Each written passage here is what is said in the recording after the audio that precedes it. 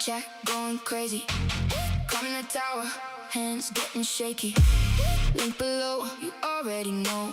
Type that code in, then we go, then we go. Slow pulled up, heart so racing. One more run, we're all waiting. Hit that sharp screen, do it for the team. Lock it in, hear the whole squad sing. Create a code, 300. Thought we'd let the love hit. We winning, everyone know it. 300, yeah, we all run it. Spartan in the tower, we find it. Every drop, every win, we done it. Say it loud so the whole world hears it. Use the code 300. Use the code 300.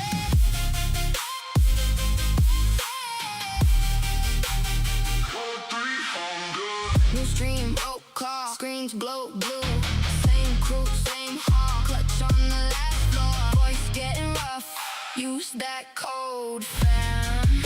Can't thank you enough. Stacking floors up, hearts all racing. One more run, we're all waiting. Hit that sharp screen, do it for the team. Lock it in, hear the whole squad scream. Create a code, 300. Throw it in, let the love hit. We winning, everyone know it. 300, yeah, we all run it. Spartan in the tower, we fund it. Every drop, every win, we done it. Say it loud so the whole world hears it. Use the code 300. Code 300. Code 300. 300. Code 300. Code 300.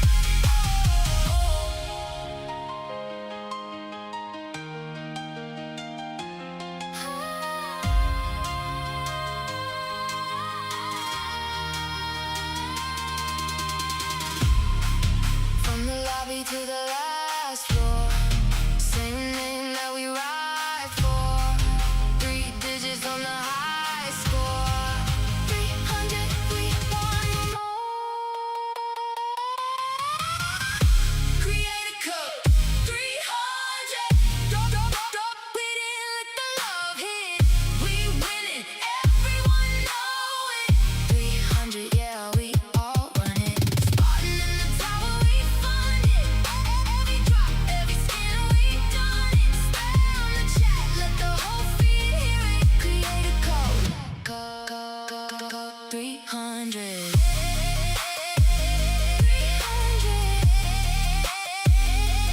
Use the code 300. Still growing. 300.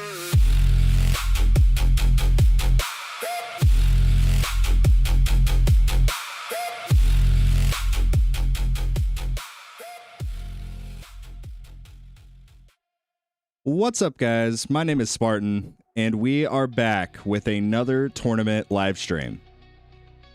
Let's see. So, I'm gonna try something a little bit different that I haven't tried, I don't think, ever in Legends. I was talking to somebody last night in the Discord about possibly using enemy balance. So, I don't know. We'll see. Maybe it'll help. Maybe it'll completely suck. We'll find out. But really quickly, I gotta shout out everybody who's here right at the start. Chrisendor, what up? Hudson, Mike, Pyro, Midnight, Mr. XLL, XII, TKP, Millers, Hailstorm, let's see, Cold, Fudgin, Mr. Spitfire, Lucas, Zephyr, Fulgore, Kirkle, long time no see, Kirkle, what's up? Endless Cycles, Enigma, Tags, what up, everybody, what up? Enemy balance and tank ultimate? Nah, trust me, it's easy, I just wanted to try it because I want to actually see how big of a difference it makes with my damage. But so far, the bracket does not look near as terrible as last bracket. So, at least, I don't think. I don't know, I need to check these people. Like, this guy possibly, I don't know, maybe he could beat me. He has the 4-year relic, so this guy is going to have some lab time on me. That's going to be the big fear there. But in terms of the rest of these people, like, this guy right here, Kevel, like, who is this, you know? It's basically free. Basically free. But yeah. Got a couple of people I joined with last night. I joined with Skydriver as well, also in my guild. We'll see. We'll see. I don't know. He got almost 1900 waves, so we have to figure out how to beat that. But we'll see. I don't know. I'm gonna try it out and we'll just see how it goes. But probably won't go super good. Let's actually see what the battle conditions are. I have not checked. So it is tank ultimate and ultimate weapon durations. Ooh, I hate that. Okay. Yikes. It's gonna be rough. Thanks again for the econ help. Went from 150 million per hour up to 1 billion per hour yesterday. Absolutely crazy. Good stuff. Good stuff. That is awesome. Let's see. I don't know if just having the minus 10-second chrono loop cooldown will be good enough. I don't know if that will be good enough. Do I have chrono loop on this? I don't think I do. Yeah, I do not. I do think I am going to take Chip, though, in the assist. And actually, we have a whole bunch of reroll shards. Why don't we just try to, like, do something here? Let's try to get an Ancestral. Honestly, any of that would be good. Let's try for... I kind of want to try inner landmine damage, to be honest. I don't know. Because I got... Oh, wait, I have that banned. Okay. Anyway, maybe we won't try that. Where is Chrono Field? There it is. Chrono Field. And I guess I will put the Poison Swamp stuff as well. Just so we can get some extra value. So without further ado, let's just see if we can get something. I need it on this, though. That's the issue.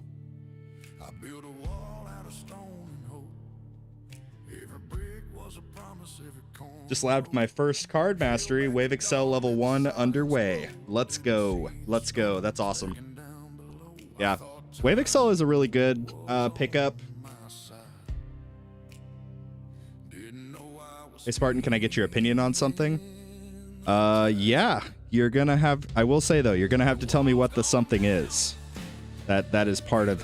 That is how this works. But yeah. Yeah, I don't mind. Oh, wait, I don't really need the chain lightning damage there. Oh, well, it's fine. Whatever. Kind of wasting shards at this point, but it's fine. We'll see. I wish that there was a way I could just, like, instantly click a button and go through all of the stuff, you know? But anyway, while we are waiting on that to do something, I guess we can begin on Spartan Jr. So, most recent development, I didn't realize on my project funding I did not have any enemy attack skip at all. But I now have a mythic attack and health skip. So we got that. Chronofield duration, look at that. Perfect. Okay. So we will lock that in. And I think that that'll be good. I think that that should be good. Put our project funding in. And then we will do... What else do we need to do? We need to put Astral Deliverance back in. And I don't know. I think I kind of want to try Space Displacer. Just to see. And I'm going to leave the Summon chip in, but we're going to put Attack instead of Fetch.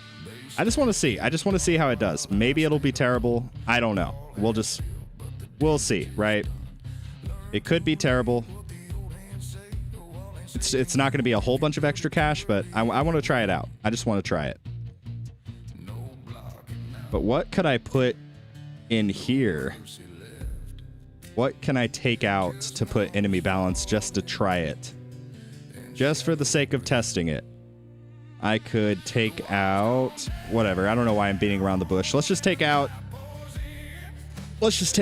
health regen. I don't need it. We'll do that, and then we'll put enemy balance in. Take range out for the start of the run. I think modules are good.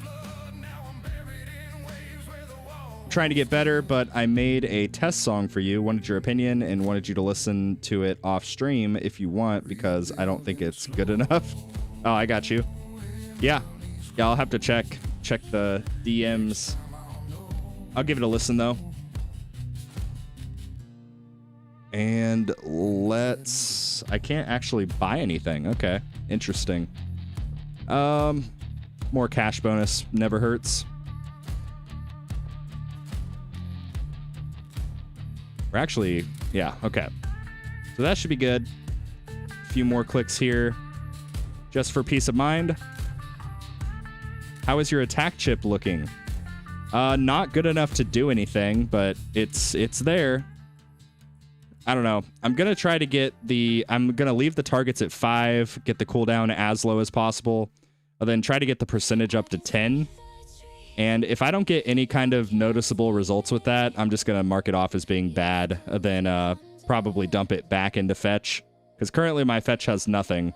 Like, I'm still able to get most of this stuff, but yeah, I rarely will get the rare module cap just because it's such a rare chance. I don't know. We'll see. Summon plus enemy balance plus scout. Okay. Stealing my viewers, are we? Stealing your viewers? I don't know, man. I just hit go live. I just work here. I don't know. Let's take a look.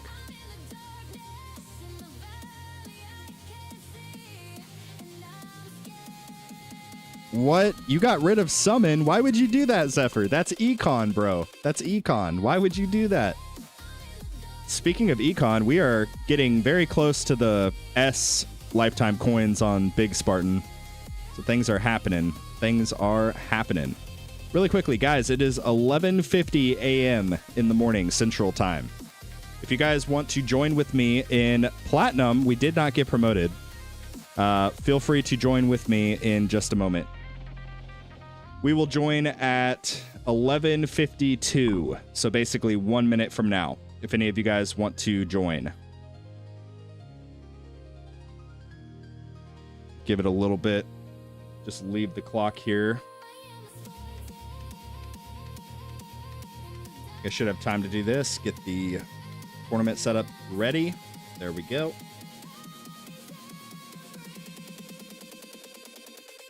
We are going to leave summon in. I think the rest of this is pretty much good. Do need to turn this all the way up. Let's see.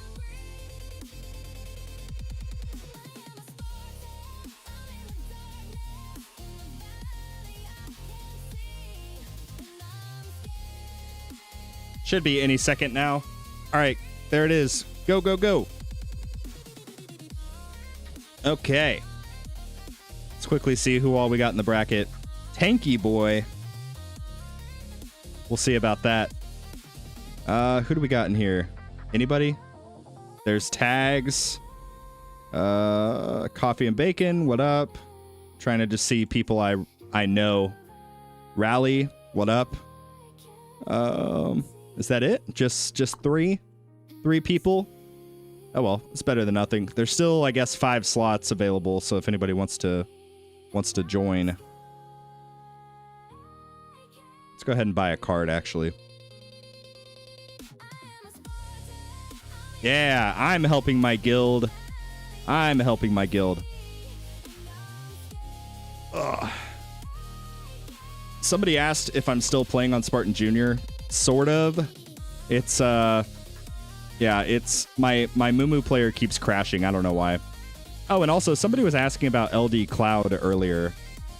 So I made a Discord post about it. If you're not already in the Discord, what are you doing? Get in there. But I made a post in the server updates channel on Discord. Basically just mentioned that there was like some Reddit posts and some Twitter posts, some like tweets on X or whatever. And, you know, what's more trustworthy than Reddit? Am I right, guys? But anyway, people were saying that basically LD Player, LDCloud, and I guess some service called LD Shop, they had a bunch of like security issues. But basically fake news. Like, basically fake news. None of the posts provided any proof or anything, so naturally I went to my representative with LDCloud. I just wanted to confirm. I was like, yo, is this true? Because if it is, I want to terminate our agreement, obviously. But basically it is fake news. So LDCloud is totally safe. You guys are good. I mean, it is what it is, right? You're going to see people slandering stuff all the time. It is what it is. But yeah, in terms of like, is LDCloud still safe? Yes, it is. I can't speak for LD Player. LD Player notoriously has not been safe, but it's a separate company from LDCloud. So I know that the LD thing gets confusing, but it's a completely different entity, right? So it's good. It's safe. I am still using it. We are good. But speaking of LDCloud, if you guys want to check it out, hit the link in the description, or you can... There it is. Or you can click the link in the chat and get a 6-hour trial for 10 cents. 10 pennies. That's basically a steal. I think we are about ready to get this thing going. So really quickly, I do need to just pause this and set up my target priority, all of that stuff. Drop the orbs back down. So we'll drop that. I think it's literally just tank ultimate, right? So I think we'll do... Yeah, we'll do this. I think that should be good. It should be good. Okay. We need to turn all of our ultimate weapons back on. Bring the damage slider back up.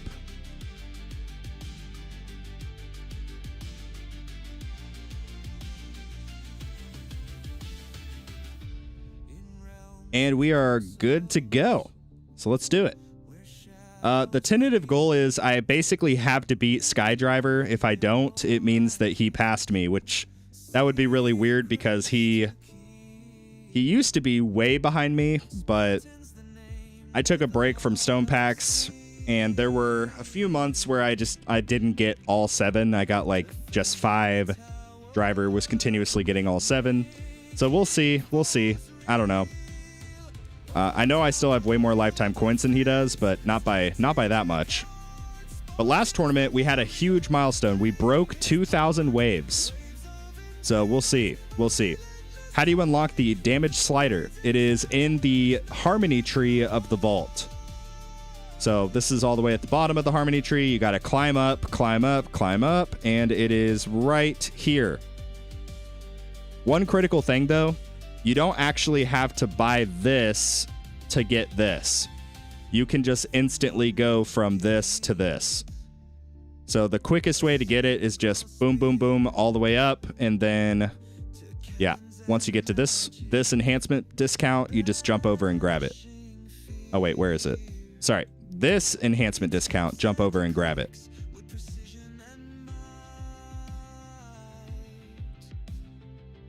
Did you end the stone pack break? Yeah.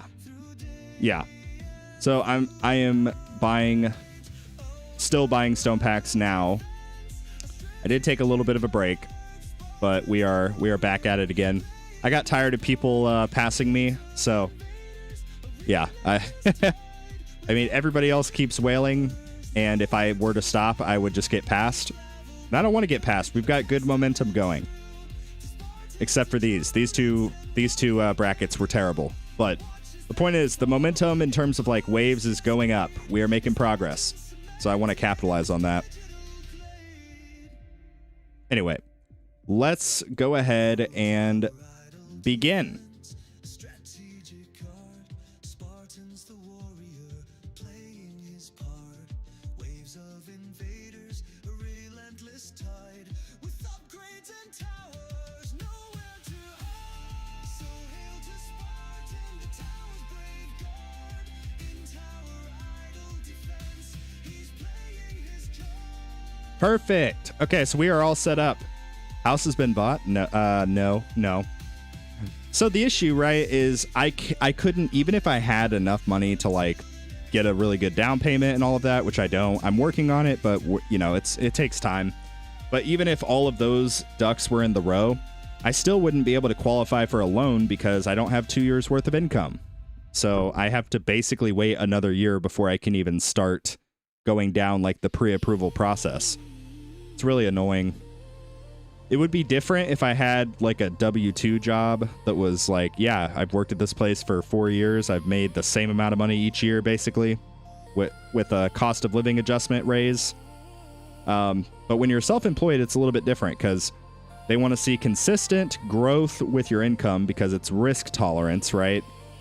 Trying to give a loan, a mortgage loan to a self-employed borrower would basically be looked at the same way as like putting money into like penny stocks versus somebody who has a W-2 job would be looked at more as like the S&P 500. Tried and true, consistent, steady growth, without as much risk, right? Versus like a penny stock, it could go really good. It could also turn around and start going bad, right?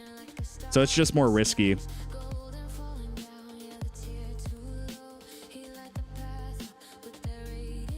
Yeah, so the VA loan, same kind of thing. The biggest thing I'm waiting on is just hitting the 2-year mark of income. And even with the 2-year mark, like that might not qualify, like that may not be good enough because it's self-employment. Yeah. Be a YouTuber, they said. I don't know, we'll see. But, I mean, we're happy where we are. It's, you know, the twins are getting bigger and bigger by the day. And the house is seemingly getting smaller and smaller by the day. So it's a whole thing. But anyway, if you guys are enjoying the stream so far, do me a favor and consider liking the stream.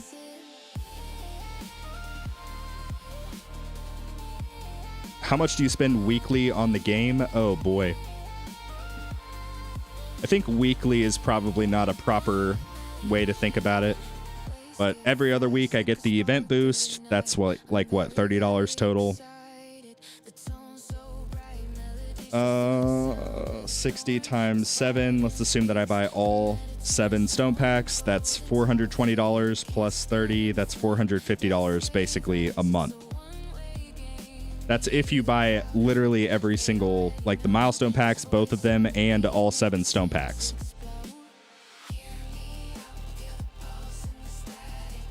If you just buy the 5 from the web store, that is $300 plus 30 for the event boost. That's $330. That's expensive. It's very expensive. How much yearly? Okay, let's just assume that I buy all of the event boosts and all of the stone packs each month. So that's 7 times 60 for the stone packs. Plus 30. So that's 450 for each month, basically. Times, let's say that we do it 12 months. That is, Jesus, that is $5,400. Holy. Good grief.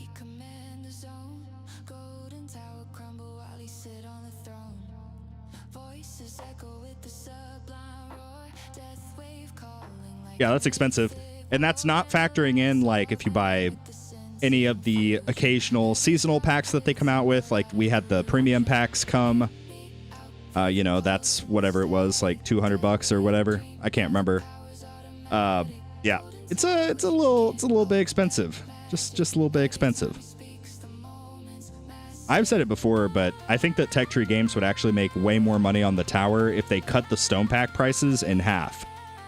Like if they made, instead of $60 per stone pack, if they did 30, I think many more people that wouldn't ordinarily buy them would start buying them. I'm very, very excited. I think I'm fine with my early 2 or 3 stone packs, coins, and milestones. Yeah, I mean, I've said this before on the channel, but I think if you are going to consider stone packing, the better time to do it is actually when you're earlier in the game, because stones carry way more weight when you're earlier into the game versus when you're at like my stage. Like all 5 stone packs sometimes don't even equal 1 click in something, right? Like if I wanted to take an assist module rarity all the way from epic to ancestral in one go, I would need like 7 stone packs to do that. If I wanted to get the last level of golden combo, golden tower plus, that would be basically 6 stone packs worth. Versus if I like just start playing the tower, even if I get 2 stone packs, like that's enough to get 4 ultimate weapons right out the gate, get some good clicks into like cooldowns for golden tower, black hole, death wave, etc. So like you get a ton of value earlier on versus like when you're later in the game.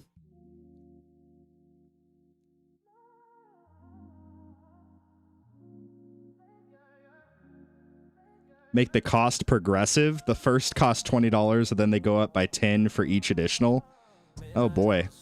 If they did that, we would not have a game to play, because it would eventually get to the point where like whales just physically couldn't buy packs anymore, which means Tech Tree Games would not make any more money, which means they wouldn't be able to fund the game, pay the developers, pay the support staff, pay all of those people, and we would not have a game. Pay the servers to actually run the game, pay all of the processing fees to the various platforms, Android, Google, etc., all of the overhead for the website. Like, there's a lot that goes into running a company just in general.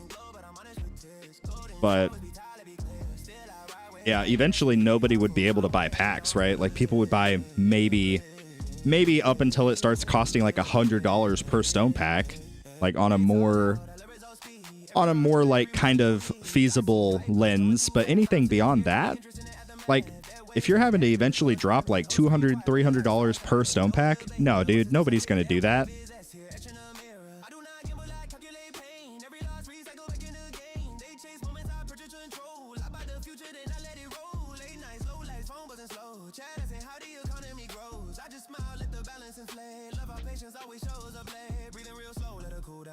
Ooh, coffee and bacon. That's a good point. So you can also look at the tower as an asset. I can't even say it with a straight face. Never mind. I was gonna say, like, yeah, you gem rush your waves required lab, get it all the way done to maxed, but then you suddenly have this asset. I'm sure, like, you can't ever sell it, but if they ever change the terms of service and allow you to like trade accounts or anything like that, and it becomes within the TOS, like you would be sitting on a gold mine, you know? You could at least probably get 50% of what you had spent on your account if you were to sell it. But that, yeah.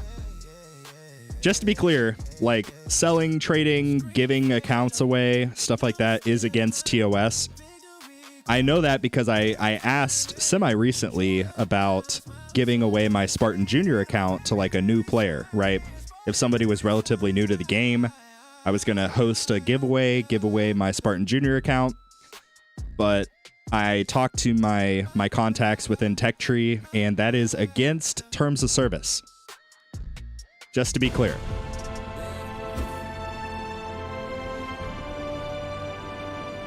At TKP 570 super chatted $10. I never bought a stone pack, but let me contribute a little bit to yours. P.S. Learning how to use AI for your Spartan design is driving me insane. Have to go to work soon, so I'll catch the rest later. All right, no worries. And yeah, thank you, TKP. If you want, you can reach out to me on Discord DMs, and I can try to help you with like ChatGPT or whatever you're doing for the stuff. I have created my own GPT for YouTube itself, and it has been a game changer in terms of like making sure that my content stays, you know, reasonable and it makes sense, and making sure I don't like forget different things. It has been game changing. Like, I used it, I like manually drew up kind of a basic outline of what I wanted to do for my perks guide video that will be coming soon. Actually, I need to check with my editor and see if it's ready yet. It is not, but it should be ready within the next couple of days. I don't know. I feel like AI is a very useful tool, and I'm a fan. I'm not gonna lie. I'm a big fan. Like,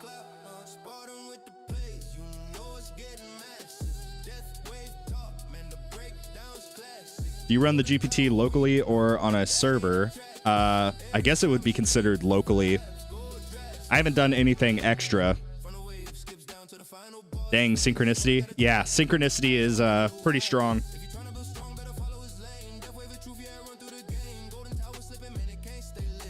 I would assume that it's local. Like, I just, on ChatGPT on my computer, I just created a custom GPT.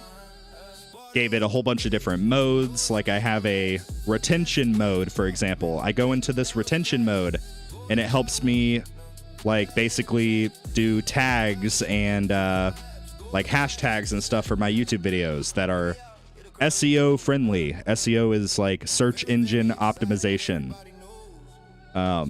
But yeah, there's all sorts of stuff you can do with AI, obviously, but like, I have found that it is incredibly helpful with like YouTube content creation. Super, super helpful. Even something as simple as like generating me, you know, 5 ideas that, like, look at the current videos on my YouTube channel and give me 5 ideas based on those videos I've done so far. You know, it helps me think about stuff. It's really helpful. I like it. Hashtags. Interesting. New pun for later. Oh boy. Oh boy.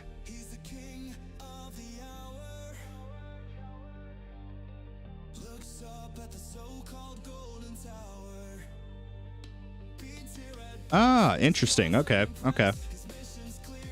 Can I get a birthday shout out? Yo. Happy freaking birthday. It is Pyro Shade's first birthday? Second birthday? I don't know. How old are you, Pyro? Hey, sent cheers for 1,000 jewels. Thank you, Brayden. I don't even know what that means. Does that cost money? I don't know what cheers do. I have no idea what that does. But thank you. Thank you. I don't think I don't think anybody has ever actually done the cheers thing on my YouTube. I don't know what that does, but thank you. Thank you, Braden. I appreciate it. 35 years young. Have you experienced your midlife crisis yet? So I'm about to turn 27. And I feel like I've already hit my midlife crisis. I don't know. I feel like I'm like right on the edge. Which is scary because, you know, I would like to live until I'm old. Like, I would actually like to reach retirement age. That's a whole thing, right? Like, you work until you're freaking 65 and then you retire. A lot of people don't even make it to 65. So basically you just like work your whole life and then, you know. Huh. Anyway. Not sure what it is either. You're welcome, LOL. Let's go. At least we're on the same page. Oh, man, that's funny.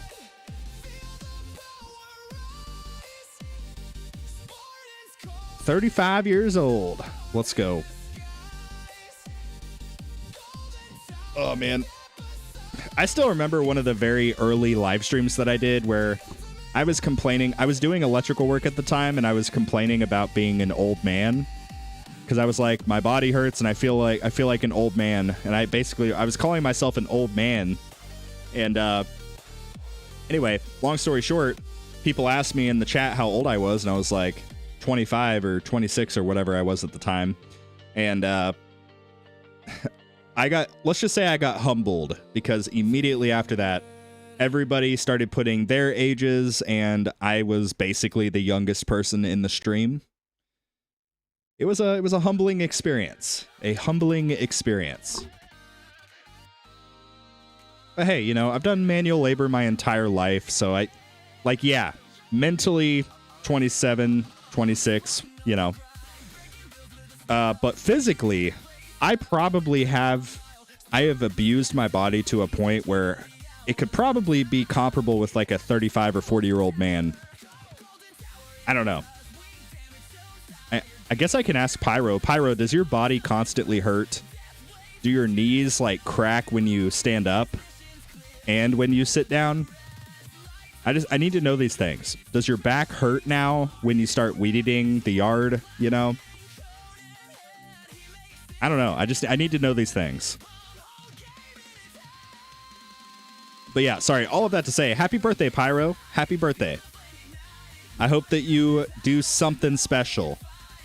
Just do something for yourself. And if you don't have anybody to celebrate with today, best believe you're going to be celebrating tonight in the Discord server. So,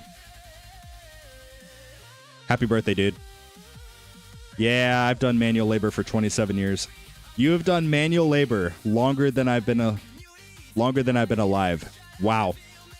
That's an 07. Absolutely insane. Yeah. I mean, if you want to kind of count that, I've done sort of manual labor since I was like 14 years old. When I was 13 or 14, I asked my dad if I could take his push mower and just like walk around the neighborhood and just ask people if I could mow their yard. And I did that. And when I was 16, I started like mowing basically for myself, doing my own thing. Let's see. My back used to hurt when I was in my old guild. Not anymore though. Wow. Wow. Also, Tags, thank you for leaving the guild and not just hijacking it like some people. Oh, man. That's funny. Yeah, I saw that recently. I don't know how recent it was, but you started a second guild for like your community. Really cool.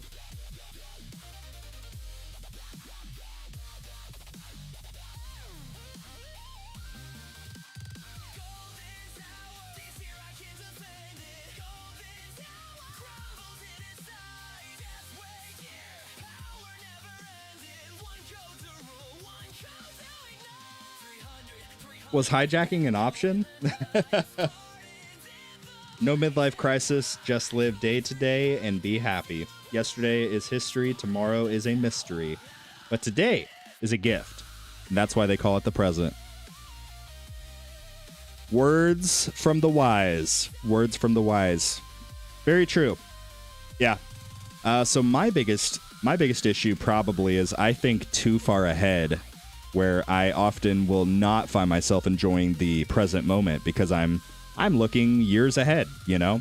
I'm like, I look at the present in the sense of like what I'm doing today affects me 10, 15, 20 years from now. So I look at the present in that sense, but not in the sense I probably should, which is like, we're going to the movies and I'm going to sit here and enjoy this movie and not think about my credit score and think about my freaking my Roth IRA and all of this crap, you know. But anyway, Kung Fu Panda quote. Yep. You see my text? Let me scroll up. I don't think I saw it. SZ Scars. I used code 300 today. I hope I support you. I used the Rend app for the first time, and he told me I needed... Whoa. Oh, wow. Oh, wow. Yeah, that's insane.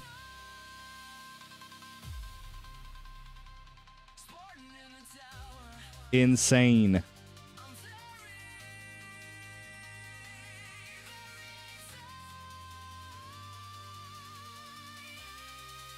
Yeah, let me see. I don't think we have any spots open in our guild. Everybody's been pretty squared away. This guy only has 5 contribution. I don't know. Let me check Spartan Jr.'s guild. Yeah, everybody's still kind of doing their thing. Oh, wait, did that say... Oh, I thought it said 29 for some reason. Okay. This is an OG song at this point.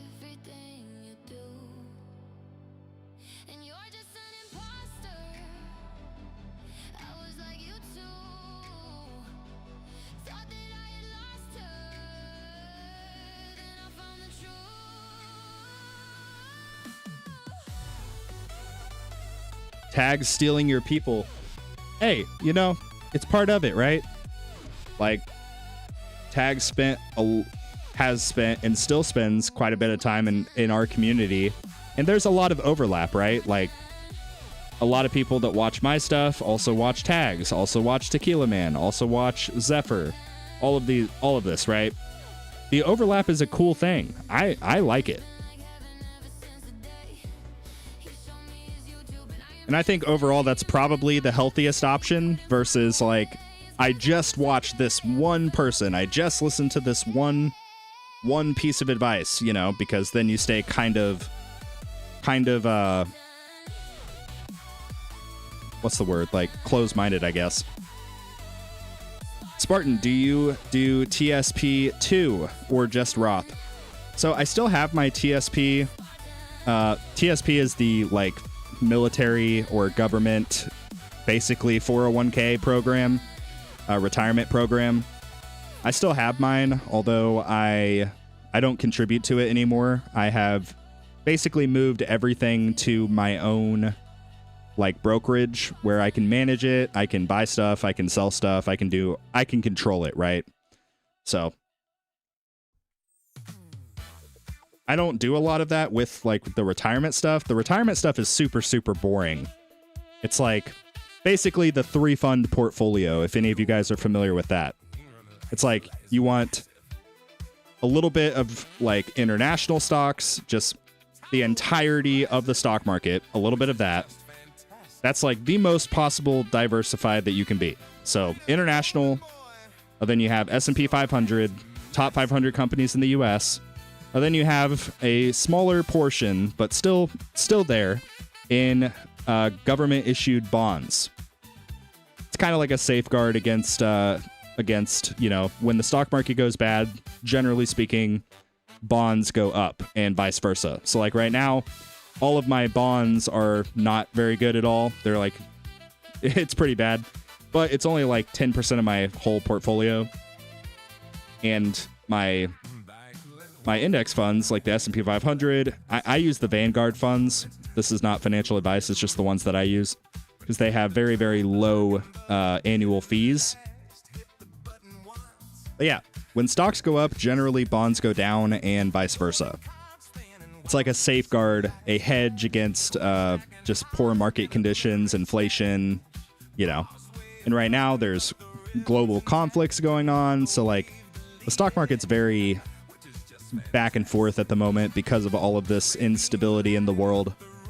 But that's the cool thing about retirement investing is I don't care if it goes down for 2 months because I know that annually, statistically, over the course of time, it's going to average roughly somewhere between like 7 and 10% over the course of like, you know, 10, 20 years. So I'm not overly concerned about it.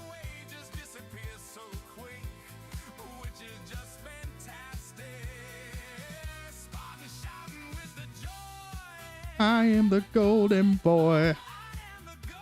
This is a good song.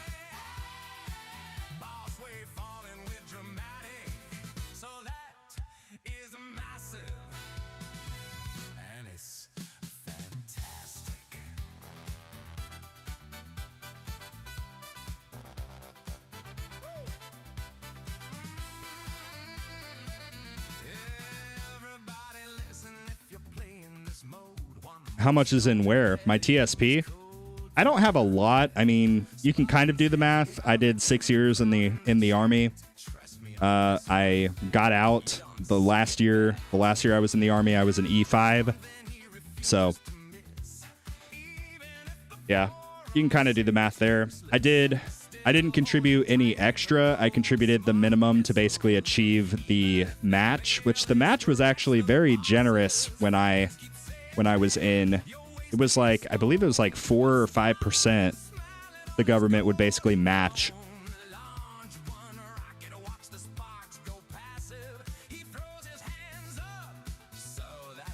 Yeah, guys, I can nerd out about a lot of stuff. Personal finance, lawnmowers, obviously the tower, just society by and large. Yeah, I can definitely nerd out about stuff. Also, I don't think Space Displacer is going to be the play.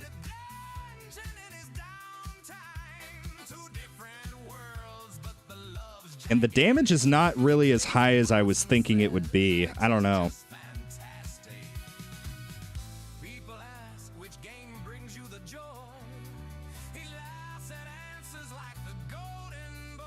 Oh yeah, Bonzo's cool too. It's just, I don't know, it's really cool because, like, I was very, very early into the tower YouTube space, but I've had the opportunity to help a lot of people, like, start making content for the game, whether it be through, like, bouncing ideas back and forth or just, you know, general, like, hey, what should I use to edit or what should I use to record? Stuff like that, you know? So I've gotten to see several people go from, like, literally just starting to actually building communities of their own. So, like, watching Tags now, like, have multiple guilds. He has his own Discord server. It's really, really cool. And I've seen, like, Tequila Man, I think Tequila and Zephyr are both really close to 1,000 subscribers, or maybe they already hit it, but they're very close to getting monetized, and it's awesome. It's awesome. It makes me super, super excited.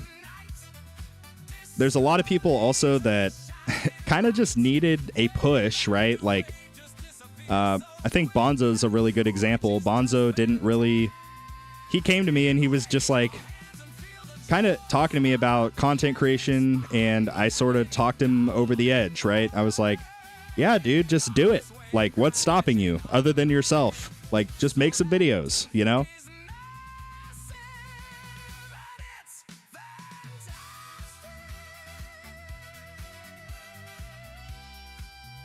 What cannon would you use to focus damage for bosses in tournament? 100,000% best in slot amplifying strike.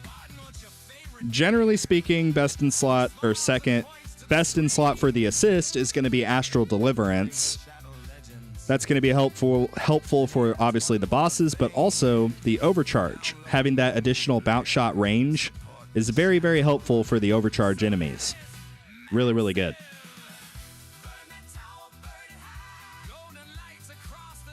Some situational options that can be good, like depending on battle conditions, you can use, well, not really battle conditions. If you want to rely solely on, oh crap, we're going to die. Oh my God, Driver's going to beat me in tournament.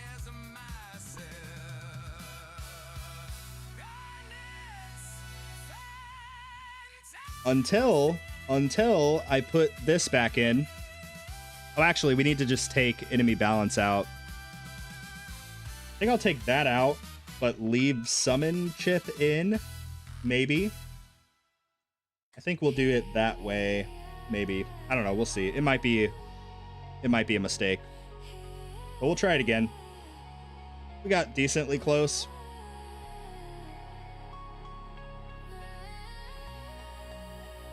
Sorry, death penalty. Death penalty was going to be the kind of RNG one that I was referring to. Obviously, probably not going to be the best overall pick, but it is an option, you know?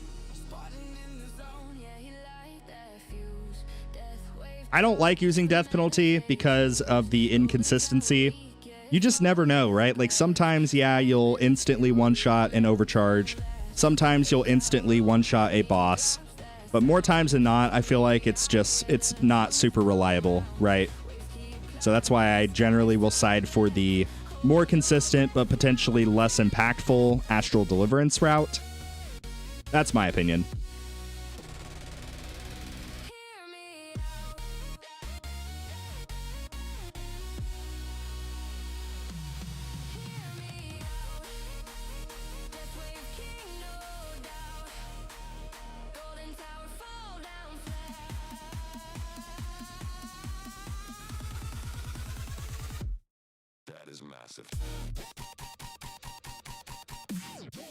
Okay, and now we just have to not spend any more cash the rest of this run. Let's check in on Spartan Jr., see how we're doing. We are trucking along slowly but surely. Is it armored enemies also? It is not. But it is Death Defy Down. Death Defy Down kind of sucks.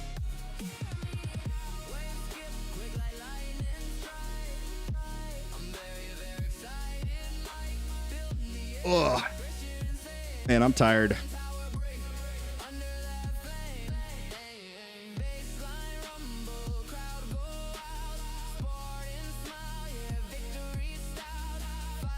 Yeah, Synchronicity is stupid expensive, but it is really good.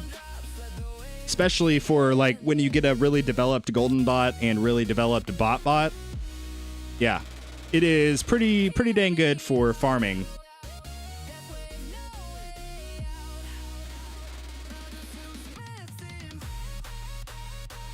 Podcasts with different people, ideally with Tower Game Team.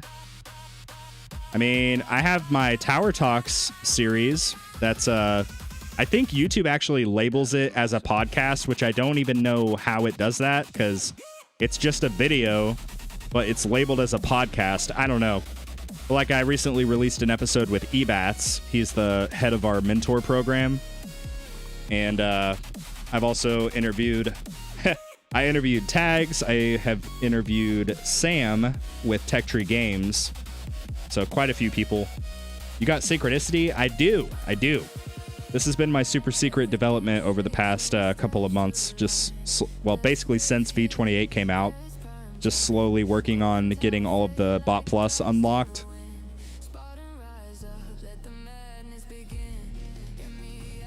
Did you know that you no longer need to unlock the wall to do the labs? Really? That makes me mad.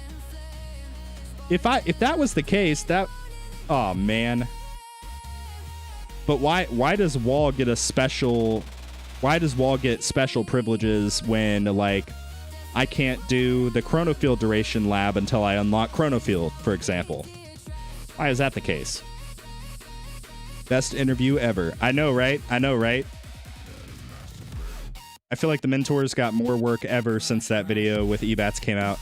Yeah, it's kind of there's two sides of it, right? So like, yes, more of an influx of people interacting in the server, engaging in the Tower Advice threads, actually using the mentor program, but also a pretty big influx of applications for new mentors. So it goes both ways, right?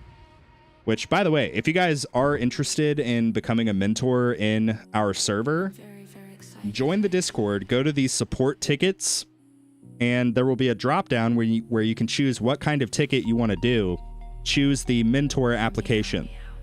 We also are accepting applications for junior mods. We have a hierarchy of roles. Obviously, come on. I'm the top dog, right? I'm the top dog. But I like to think myself, Big Mike, and Kevil were basically all like the quote-unquote head mod role, like the administrator role, basically. But then we have the moderators. Then underneath them, we recently introduced junior mods. And so far, that has been very, very helpful. So if you guys are interested in becoming a junior mod or a mentor, join the Discord, link in the description or in the chat right now. Go to the support tickets text channel, select from the drop-down either the mentor application or the junior mod. And if you want, you can do an application for both. I don't care. But yeah. You need to have a healthy obsession with getting notifications to be a mentor. That is true. That is true. It's a combination of that, but also a genuine desire to help people. I think that is more of a critical requirement for the mentor program. But yeah, it's been a massive success, and Ebats and I, we talked about it during the video because, and I meant it when I said it, like, it was my initial idea, right? Like, I started it, but Ebats, Alan, a bunch of those first mentors, they were really the ones that actually built the program. I just kind of had the idea. I saw a lack in the community. I saw all of the toxic advice from the main tower server where people were just like, swipe the credit card. And I was like, there has to be a better way. So I had the general concept. Ebats and the other like first batch of mentors, they are the ones that actually created what it is now. So like, it's been a massive success. Similar thing with the events. The events have also gotten progressively more how do I say this? They've gotten more engagement, basically just meaning more people are participating, more people are enjoying it. Big Mike is kind of like spearheading the events in the server, and they've like optimized it in such a way where they also include, like, at the end of each event, there's a form, basically like a how did we do? What did you like? What did you dislike? How can we improve in the future? So like it's all coming together like perfectly. Better than I could have ever possibly dreamed of if it was up to my own accord. So, and again, all of that is credit to the volunteer people who have wanted to just make our community better.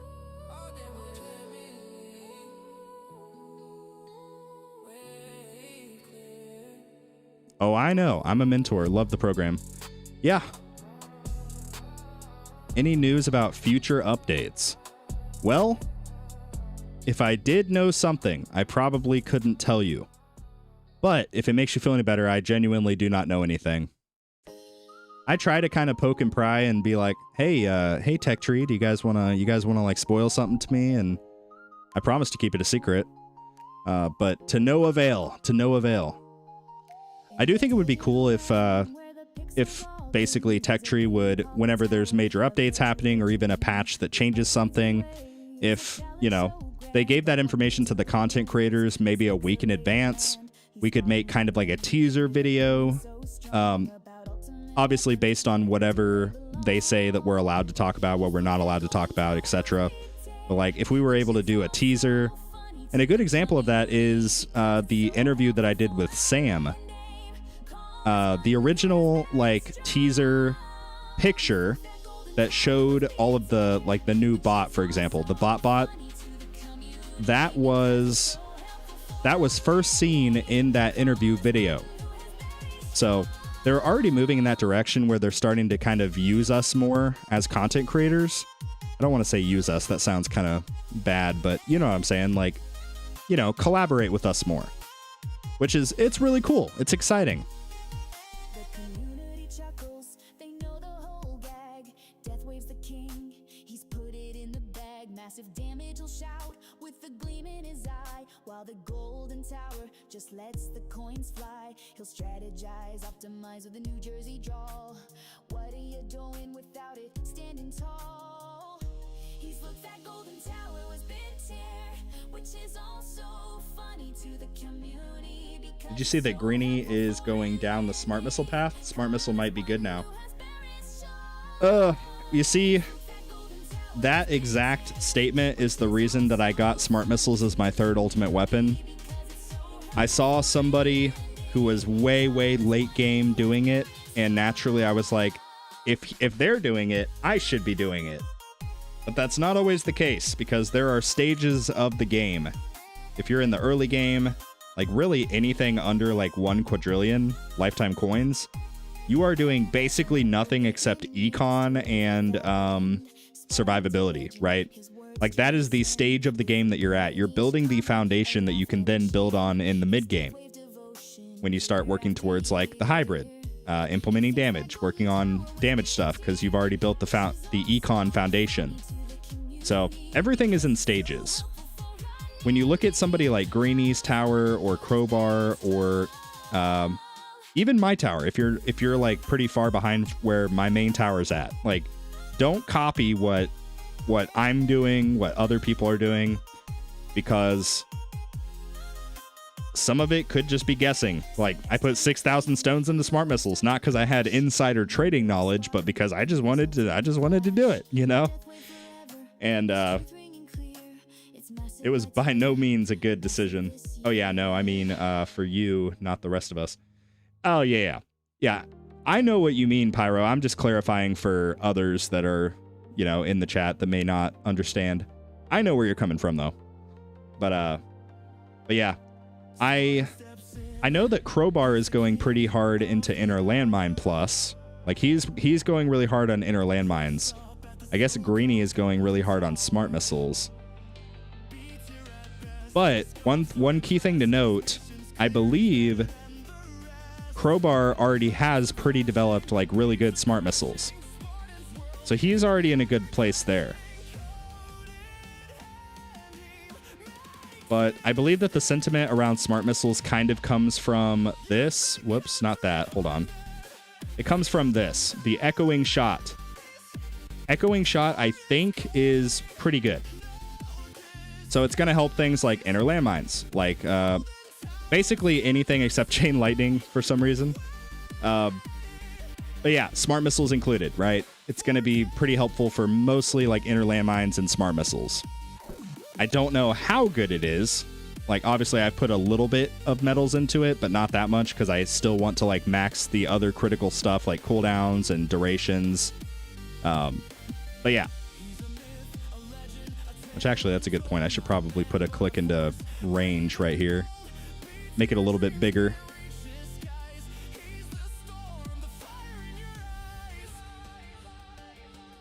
One could be guessing.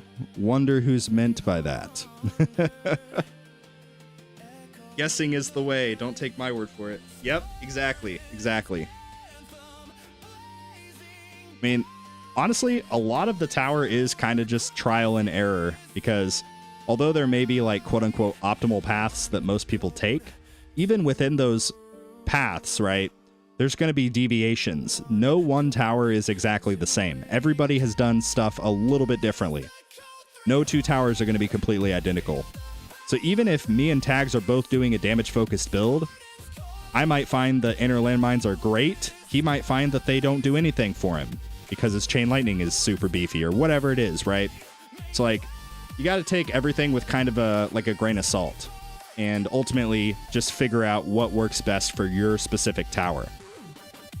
But another shameless plug for the mentor program, that's kind of the whole design of it, is like you share all of the ins and outs of your tower. We get to understand exactly where you're at and then give you catered advice based on that. So we can see how many stones you have into smart missiles, how many stones you have into chain lightning, all of this stuff. We can see all of that information and then give clear and concise advice based around that. It's way different than like if you go to main tower and ask, hey, which ultimate weapon should I pick as my 8th ultimate weapon? You know, just based on one picture. It's catered advice based on the entirety of your tower, not one screenshot. Yo, Rubber. At Rubber_duck just gifted 1 memberships. Let's go. Rubber_duck gifted at Stormnut 5028 a membership. W Rubber, thank you, dude. Thank you. He never fails. I don't know. I'm just wondering. There's gonna be a day. There's gonna be a day where I don't see Rubber's name pop up. It's gonna happen. It's gonna happen. But today is not the day. Thank you, Rubber. Thank you very much, dude. Good luck in the tournament. Thank you. I'm gonna need it. Driver is in my bracket, and so far he's doing better than me. So we're gonna have to figure something out here. But people are going to be passing me in the short term here because I am pivoting away from damage. Temporarily, I've done nothing but damage basically for quite a while. But I'm now pivoting away. I'm basically full sending on econ. My current plan, I'll just spoil it. I'll just tell you guys, whatever, it's fine.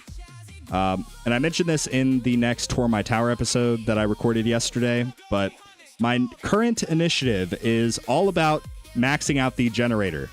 I want to max out all 3 of these with stones and finish the labs as well. So I've currently got the labs going for both of these. In addition, obviously, to the Echo Labs. The Echo Labs are super, super good. But my current initiative is full send on Econ, max out these things, and hopefully over the course of time, I'll be getting more coins than people around the same point as me. And eventually, long term, that will translate to more damage because of the enhancements. That's kind of the gamble, but that's what I'm doing. I think, like, a lot of people have kind of speculated and said that Econ's sort of dead, doesn't matter as much. I disagree. I think Econ is still super, super powerful. And the reason I say that is because I recently compared my tower with a top 100 player, just literally side by side every single item. And I found that my damage in terms of stones spent is almost completely comparable to this player. Almost identical in terms of how much stones I've invested into damage. The difference is the individual I'm talking about has basically everything Econ completely maxed. Like, completely. That is the separator. So I'm like, okay, that makes sense. There are some other variables as well, like total time played, which basically means more labs completed, right? Like, they have basically a year of time on me. So I get that. But still, Econ is not dead. It is still super strong, in my opinion. And depending on where you're at in the game, doing a lot of development into Econ may temporarily feel like a setback, but in the long run, it's going to set you apart. That's my belief. Some people will disagree, but I think especially if you lean more towards the whale side of things and you buy your stones versus earning them with tournaments, I think that there's a way stronger argument for being fixated and focused on Econ versus tournament performance. I think if you're more free to play, you still want to prioritize Econ, right? Like, Econ's super, super valuable, but stones are a lot more scarce, so you kind of have to do a little bit of both. Maybe put a bit more of an emphasis on tournaments, especially earlier, so that you can make up for the deficit that you're not getting with the credit card through your better tournament performance. What's up, brothers and sisters? Not much, not much. What's up, Pac-Man? How are you doing? So we're both doing Econ. Econ was never dead. Until you max everything in the Workshop Plus, Econ is still alive. Yeah, I mean, that's kind of my opinion. I don't know. Again, some people will disagree. I'm a big fan. I'm a big fan of Econ.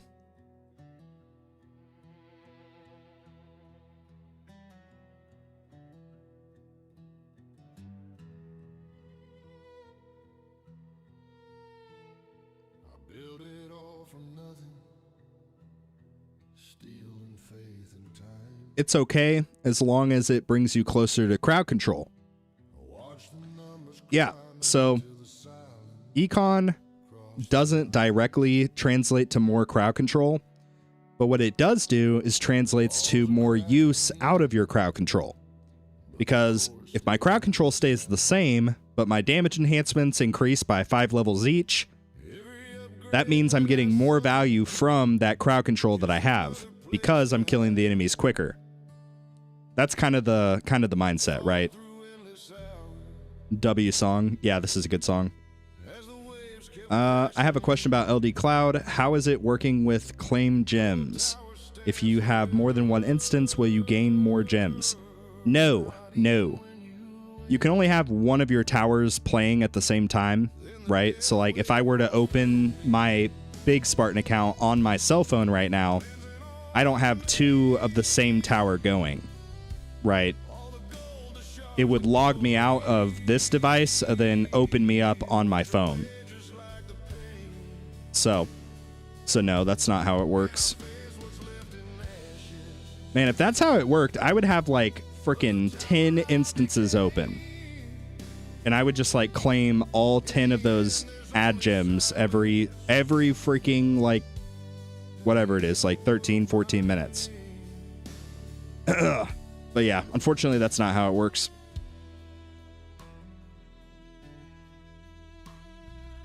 We all know that Doomage is optional. I mean, you're getting damage one way or another, right? Whether it's percentage health damage or physical, like tower damage, ultimate weapon damage, etc. You're dealing and giving damage one way or another. I think with Glass Cannon in particular, like, you want to combine both. Like, you don't just want... Okay, this run is scuffed, bro. This run is super scuffed. You don't just want tower damage, and you don't also just want percentage health damage. Because, like, if I'm just relying on my orbs and my orbital augment to kill the enemies, that's not going to be near as reliable than if I also introduce chain lightning damage, smart missiles, all of this other stuff. It all works together to kill the enemies and ultimately protect your tower.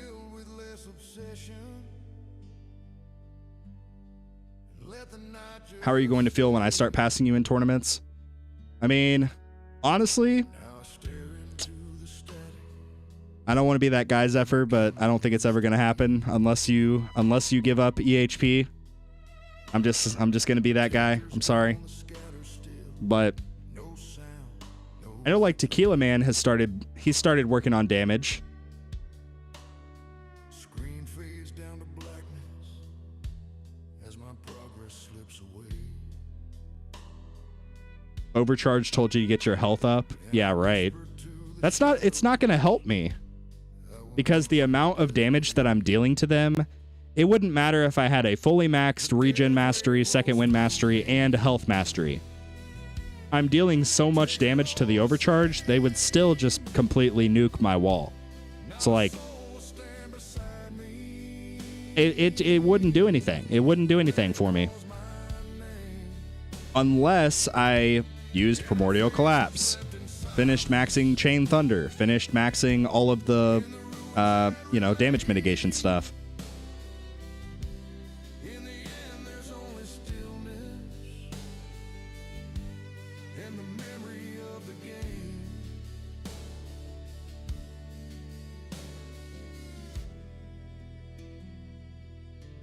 Closing in on you fast. We'll see. We'll see. I mean, you'll have to get in line. Everybody else is passing me up.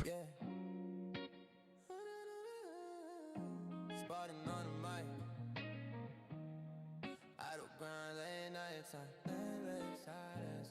I'm very, very excited. Hey, Spartan, can you talk about the best ultimate weapon and why it's smart missiles? Oh, man. So, smart missiles used to be the best damage ultimate weapon. Nowadays, I don't think that that's the case. Obviously, I think chain lightning, it's just lower barrier to entry, a lot less expensive to get effective. Sure, potentially does less damage because you don't have the amplification, but what is happening? Zephyr's bluffing. I know Zephyr's bluffing. I'm gonna go watch his stream when he does it. Or Zephyr, did you already do your stream? I'm gonna watch you and watch you get like barely 1,000 waves. I'm gonna watch you, Zephyr. Shots fired.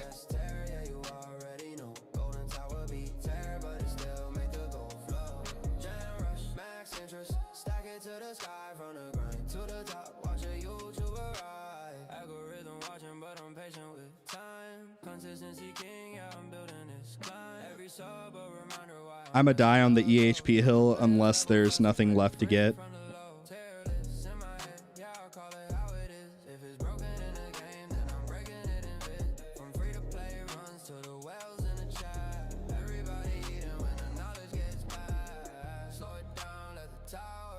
Yeah, but Zephyr, what you're forgetting is I'm experimenting. I have Space Displacer on. I don't even have my ACP on. The second I put my ACP on, it's GG's, dude. We're getting 2,000 waves.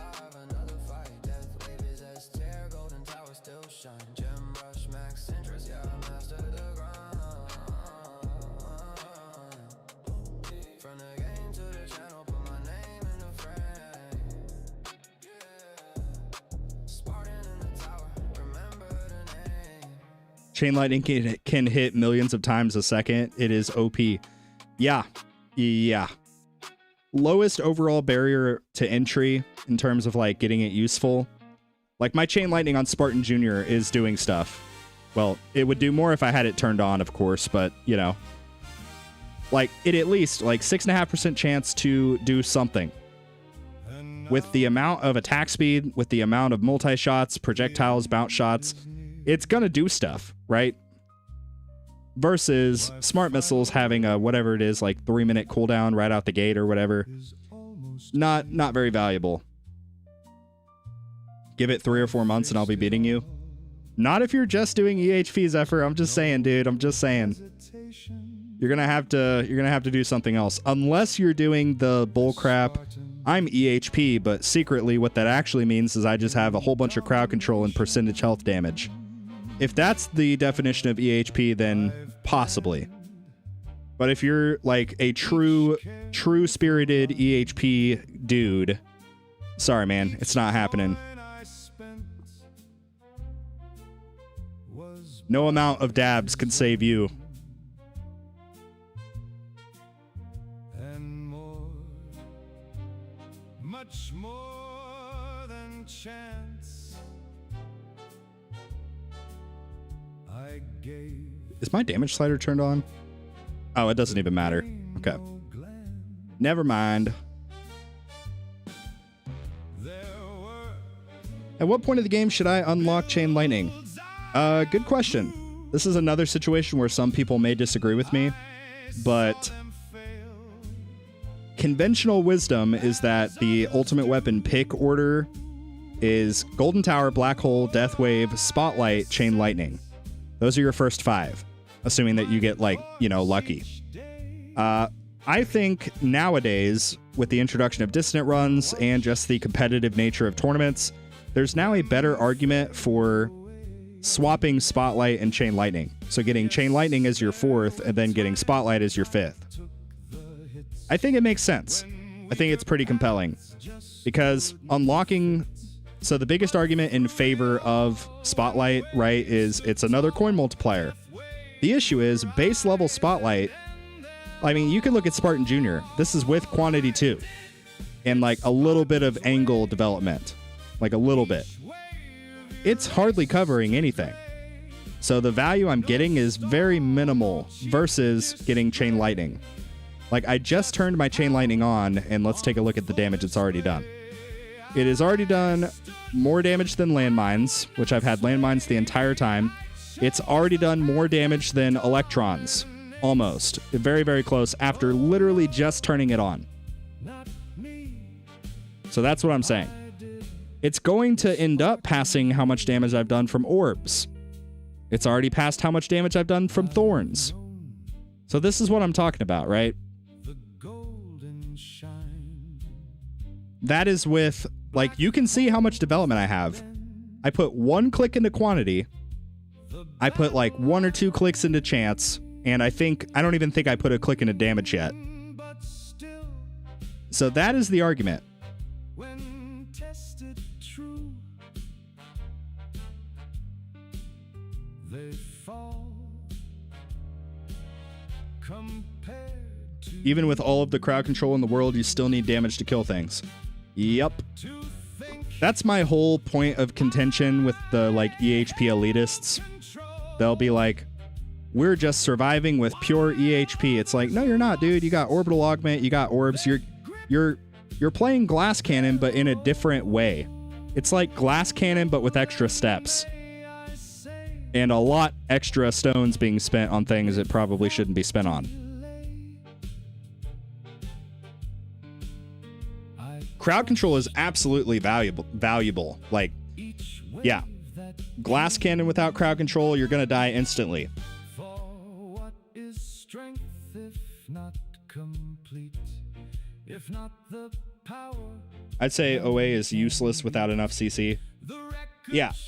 Like, it's a really good module, but it's similar thing to like orb boss hit, right? You need the boss to be stunned to capitalize on that damage. So yeah, I totally agree.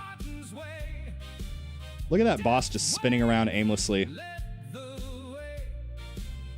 dude, we died at 1600 waves. Okay. So we're gonna remove Space Displacer because that was not it. That was not it. We're gonna put our beloved ACP back in. I do think we are gonna try. Think that we'll try this out. Oh wait, no, not that. Hold on, where is it? We'll do this. So we will put Harmony Conductor in, and we will try to quickly just roll something. Preferably if we can get a Chronofield something or other. Oh, Deathwave cooldown? Whoops. I need Chronofield cooldown. Oopsie. So we will try for that. I need the rest of those stats, but we'll try for something Chronofield.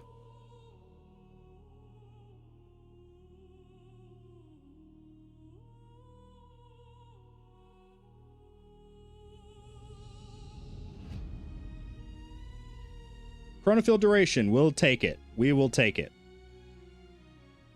Okay. I don't know. I could also throw on Galaxy Compressor. I have not used this since the dinosaurs roamed the Earth, but we have not had an ultimate weapon duration battle condition in a very, very long time. So I think I'm actually going to try... I think I am actually going to try Galaxy Compressor. Just for fun. I haven't tried it in forever. Whatever. It might work. It might do nothing. We'll see. But yeah, first run, we got 1827. Second run, we did significantly worse. That was after taking out enemy balance. So we technically did a little bit better with enemy balance in. I think that has to do with the overcharge, having more enemies available to do the bounce shots with. But it also equals more tank ultimate, so a little bit scary. So we'll try one run here without it, with the current module setup, and then I think if this doesn't work, we'll try another with it setup, because we'll have permanent black hole. At least I think we will. Hold on. Will we have permanent black hole? It'll be close. It'll be close.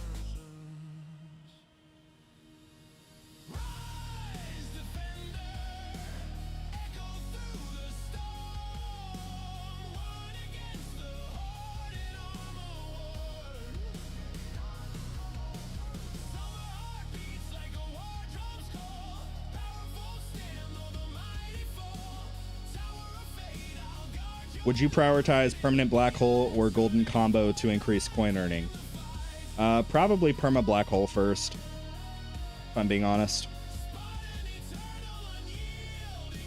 But not just for that, also for just the crowd control, kind of like we were talking about earlier. Like, perma black hole is your first big form of crowd control. It's very, very good.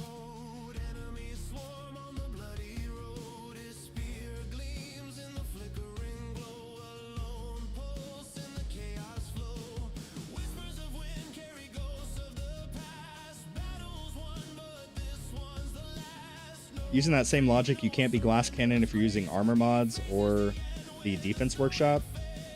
I mean, there's a lot more than just EHP in the defense workshop. Like, there's the damage, you know? There's the orbs, the knockbacks, that's crowd control, the shockwave, which gives... Shockwave basically equals more damage from ACP. There's landmines, that's damage. There's Death Defy, that's the... I guess Death Defy is basically like the lifeline equivalent. I don't know. Let's see. Yeah, like the wall health, I don't even care about that. The obviously normal health stuff, I really don't care. The one thing I do care about is the wall rebuild. I need that because that's basically my 4th energy shield.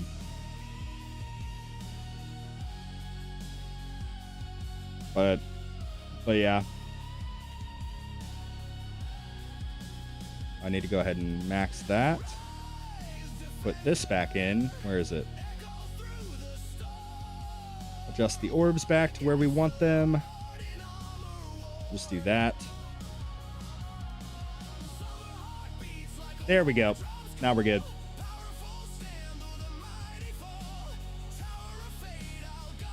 No. That's not what I'm saying. That's not what I'm saying. If that was the case, it would be like, okay, I'm glass cannon, but that means I can't use crowd control. Like, no. If your build is more damage focused, you have external factors also included. And same thing for EHP.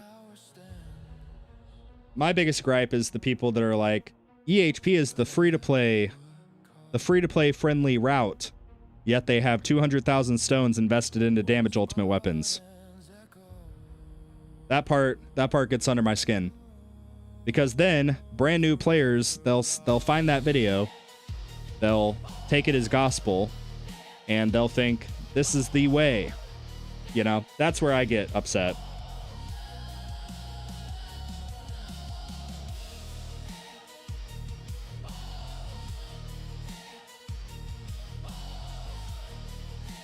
But my kind of argument is EHP actually doesn't really exist, because the reality is you're not just letting the enemies, like, you're not tanking the enemies forever, right? You're killing them one way or another. So it's kind of like, which way are you killing them? You're killing them with percentage health damage, or you're killing them with percentage health damage plus normal damage. It's like basically the same thing. It's just a matter of like, do you try to kill them too soon?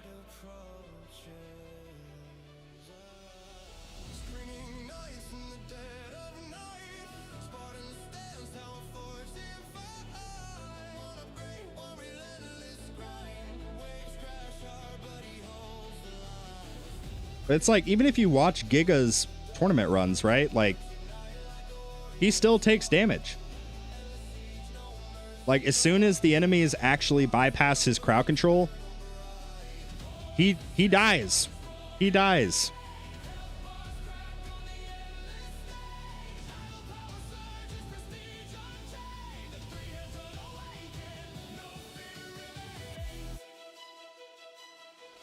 Don't use League of Legends characters to try to explain this to me.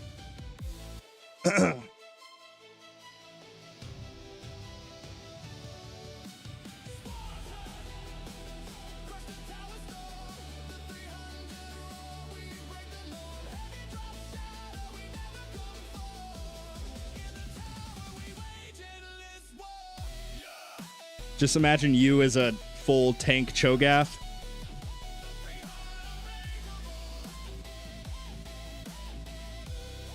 Yeah, but Zephyr, with that same logic, if I'm the ADC full build Vayne, I'm going to get the full pentakill by the time you finish killing the minions.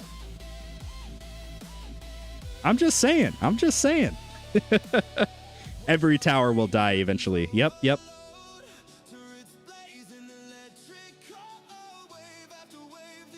Yeah, sure. Like, he leaves his workshop damage at 0, right? But his stone investment, he can't leave at 0. He still has all of his stones. That's what I'm saying. So it's misleading information.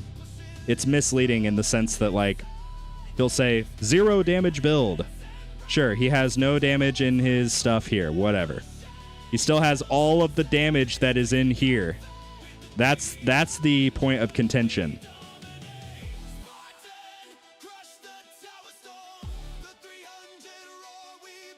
And that's why I think it's misleading. I would have zero problem with it if he would not claim the EHP title. And more importantly, if he wouldn't claim that it's like what the free-to-play players should do. Like, yes, true free-to-play is more true EHP is more free-to-play friendly. My issue is when you try to give people a sense of false hope that they can be competitive in the top echelons of the game. It's kind of just like meta conversation, because like for most people that are in like platinum champions, it's not going to matter, right? But when you start trying to genuinely be competitive, and I'm sure like Zephyr can probably attest to this, it is super challenging, because what Zephyr is doing, it is really challenging. And he knows it. He knows he's competing against people that are building full damage builds. It's not going to be easy.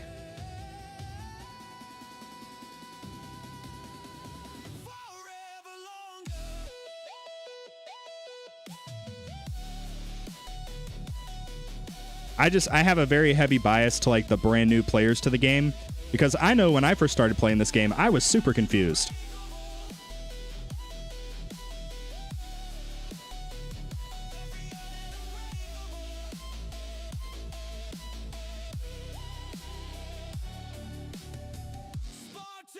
Now, there's no such thing as correct build.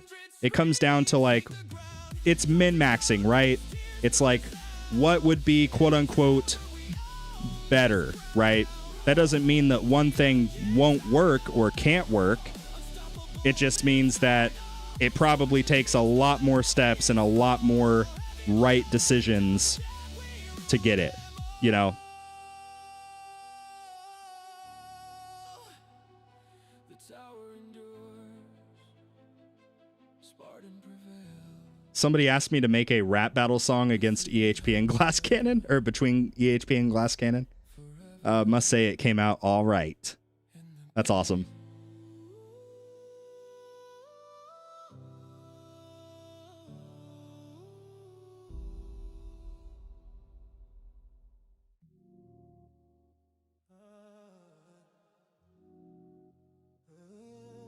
The only correct build is a maxed out build. It'll take you 50 years. Yeah, probably.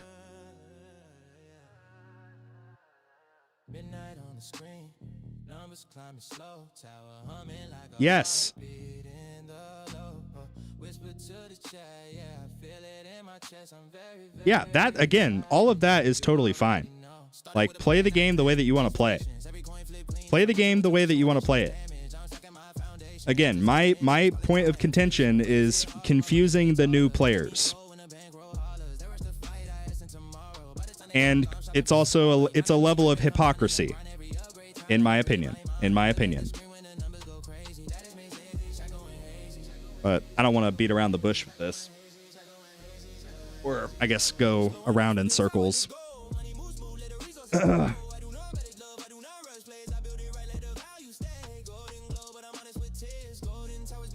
I like to torture the cubes with DOTs. Damage over time? Damage over times? What does DOT stand for? Am I stupid? Nobody answer that.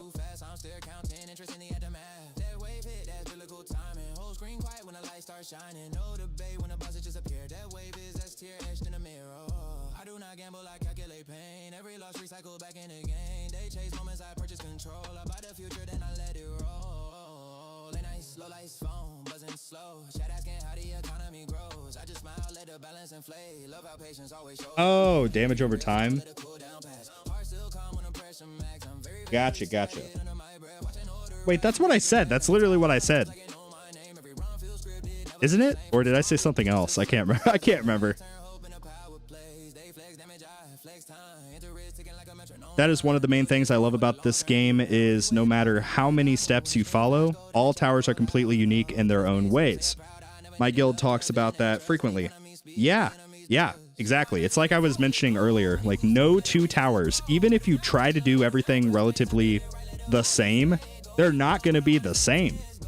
We have different module RNG. We have, anyway, I don't want to go through all the stuff.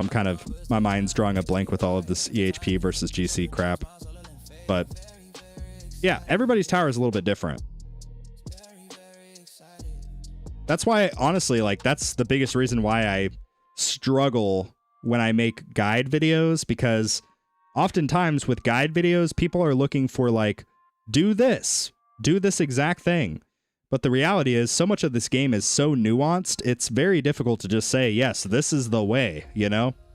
For that exact reason. Everybody's tower is a little bit different.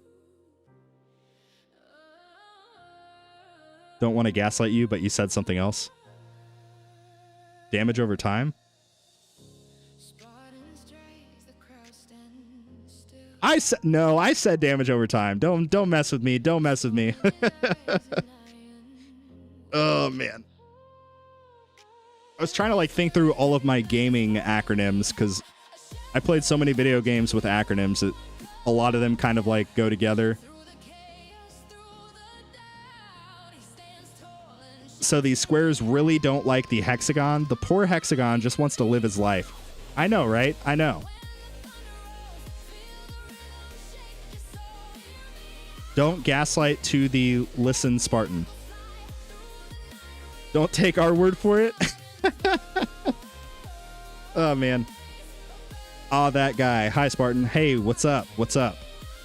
Don't Spartan to the gaslight. Listen. This is where we just like rephrase the same sentence until it gets like absolutely incomprehensible. You guys already know I struggle with reading, okay? Everybody, let's play a game. It's called Gaslight Spartan. Oh, man. As long as we're all in agreement that Deathwave is still S tier, then I have no problem with that. The music bands are crescendo rising and never The dulcet tones of Spartan are helping my 12-year-old baby girl go to sleep. I'm gonna take that as a compliment. So, fun fact: one of the strangest things I've heard. Well, actually, I've heard some crazier stuff, but I'm not gonna say it on stream. But one thing that's, I guess, like appropriate to talk about is somebody once told me that they play the replays of my live streams. Like, they made a playlist of my live streams. They put them in there and they listen to them while they sleep, like to fall asleep. They just like listen to my tournament streams while they sleep. Hey, don't try to gaslight us into thinking that we're gaslighting you. I know, right? Deathwave is always S tier. Good, good. Just got Death Ray. Nice. Deathwave is the best ultimate weapon in the game. Okay, well, I'm glad we're all in agreement there. Oh, and Deathwave, until it maxes Deathwave health.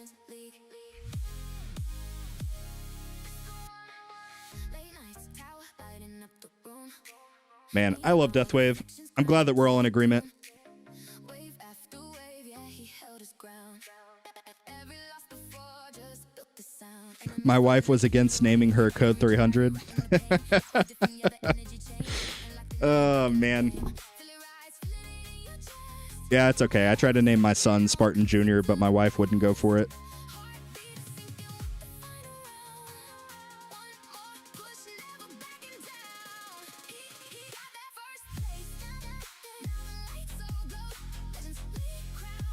Oh, wait, why am I at 3 times game speed? Sorry, nobody told me that. Nobody told me. I'm definitely noticing the lack of bot size. That is going to be a problem once the overcharge start overcharging. That's going to be an issue. Tags puts me to sleep, but I listen to you. But listening while you sleep on purpose, a little creepy. Yeah.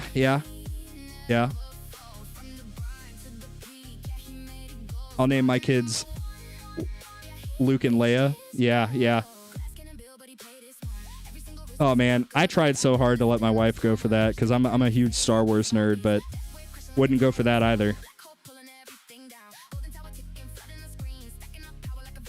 You mentioned wanting to reduce game speed, though. Well, yeah, I say that. I had full energy shields, and now I'm down to 2 just from turning game speed up. So maybe we will just leave it at 3. Hey, all clouded. What up, dude? I listen to your streams with a bottle of Diddy oil next to my bed. Okay, well, that gets a little bit closer to what I was going to say that I'm not going to talk about on YouTube. Okay, fine. I'll just say it. Whatever. A dude in the server was saying that he basically had relations with his significant other with a Spartan video playing on the TV. So, yeah, there's that. You all have that information now.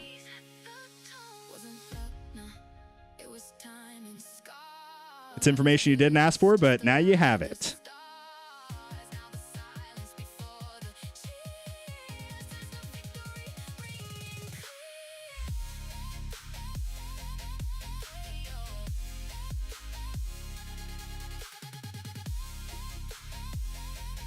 Can I ask how the waves are increasing by 10 each time? Yeah, you can ask. So I have Intro Sprint equipped. Once you unlock card masteries, you can get the mastery for Intro Sprint, And instead of stopping at 100 waves, it will let you go all the way to 1800 waves once you finish the lab. So that's how. Wow, so S tier lovemaking. Ayo. Yeah. It's like you were there. I know, right? Yeah, so that's one of the weirdest things that I've heard. You don't wanna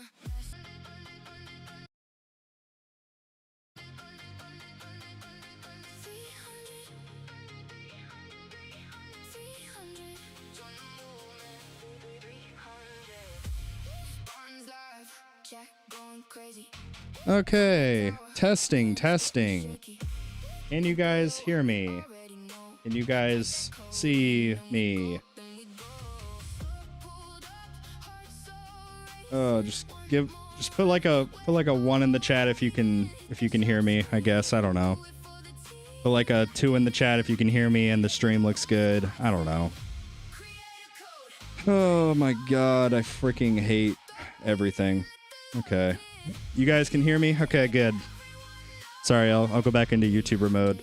What's up, guys? My name is still Spartan. My freaking bull crap living out in the woods. A squirrel climbs on the power line and it flickers the power on and off 3 times. It's back on now. And we called the power company, and I guess it does that. It will flick it off, turn it back on to try to basically electrocute whatever is on the line and get it to move. So it's probably a dang squirrel freaking climbing on the power lines.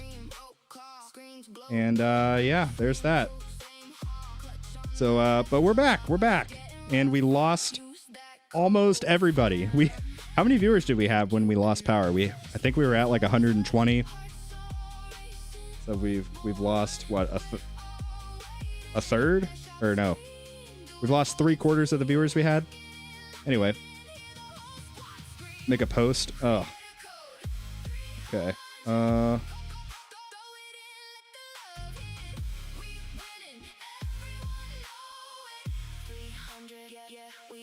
Live stream notify.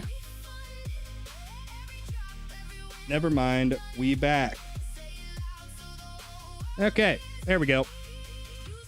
Yeah, I will say if we lose power again, I'm just going to be done. I'm just going to be done for the day.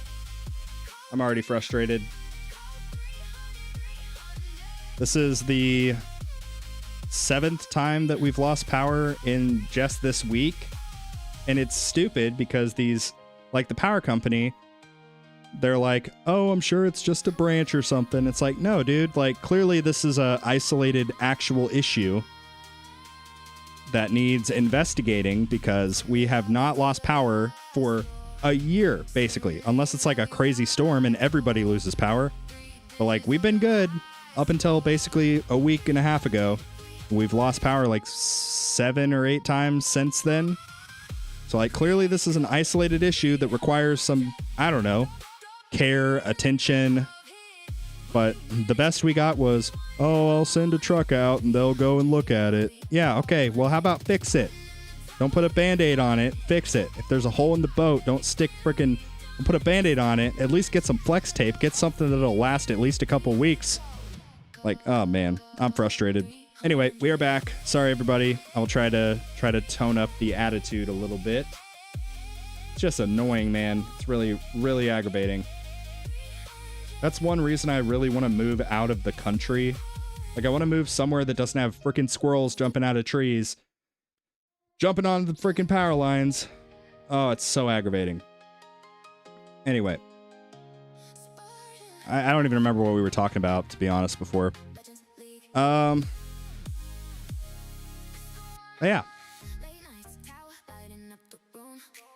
Was going to say you were out of power for a long time on my birthday.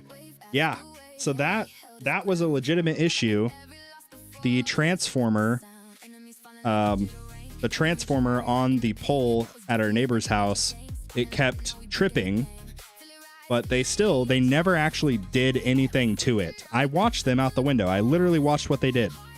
All that they did was get that really long little stick, that they use, and they just untripped it. That's all that they did. They didn't actually do anything. They didn't fix anything. They didn't do a freaking thing. All that they did both times that they came out, because we lost power like 2 or 3 times that night, they just, they just used their long little stick, pushed the lever back in the up position, and the power turned back on. But that's not good. That's not good. What do you have against squirrels asking for a friend? Oh man. Oh, it's so aggravating, dude. So aggravating.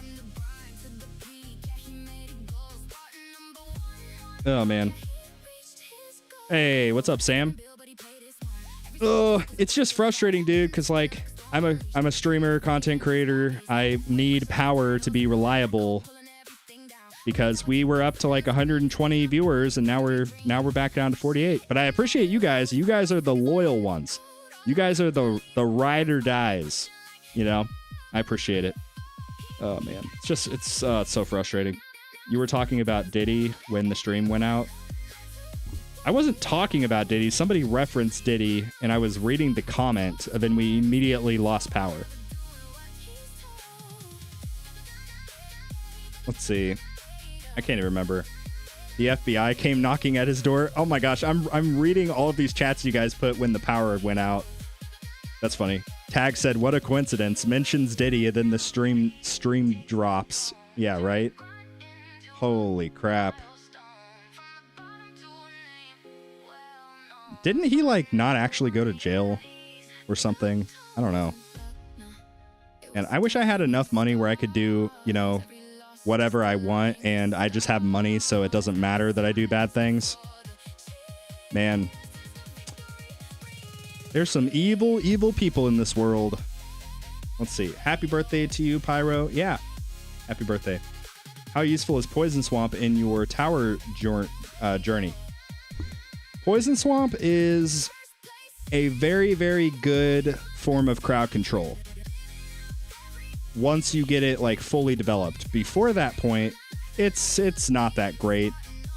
It's kind of a similar thing with like Chronofield. Chronofield is probably the best overall crowd control source. Like once you get maxed out Chrono Loop, maxed out Chronofield, it's phenomenal. But it's it's a little bit, it's not as reliable as it could be, because early on, you know, when you have like a 3-minute cooldown on Chronofield or Poison Swamp, it's not going to be great, right? It's going to be very inconsistent, not to mention the labs that you have to put into it to make it actually do stuff. Power Company is trying to take out Spartan's keys. I know. Oh, it's super frustrating. And it makes me mad because like now I'm just angry and I'm not in a good state of mind. It makes me angry. Oh man. And like not as much angry that it happened, but angry that all 7 times in the past week that we've lost power, we get the same bullcrap response. Oh, we'll send a truck out to take a look, which basically means we're just gonna look at it, like literally look at it. And I can see through my window. I watched them just look at it and then untrip the transformer. That's all that they did. They didn't climb up there with the little truck, you know, with the little lift. They didn't do any of that. They didn't actually investigate anything. They didn't troubleshoot. They literally just turned the switch from off to on. And it's like, huh, it's super surprising that we're still having issues. Wow, really strange. Isn't that just odd? Oh my God, it makes me angry. Anyway, let's change the subject.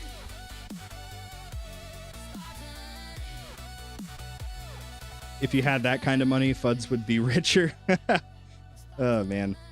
Yeah, I wish I had enough cash to just buy a house, because that's the worst part about this. Like, I'm saving up money, right? I'm trying to be smart. Saving up for, like, a down payment, all of that. I wish I could just, like, win the lottery and buy a $300,000 house with cash.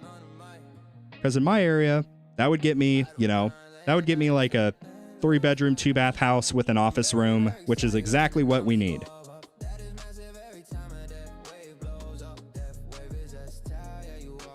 Spartan, you need some Torbjorn action, sounds like. I know, right? I know. I need to go play Overwatch, because I never get angry when I play Overwatch. That reminds me, I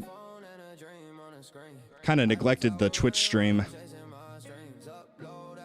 Anyway, Death Ray feels like an ultimate weapon rather than a card. I know, right?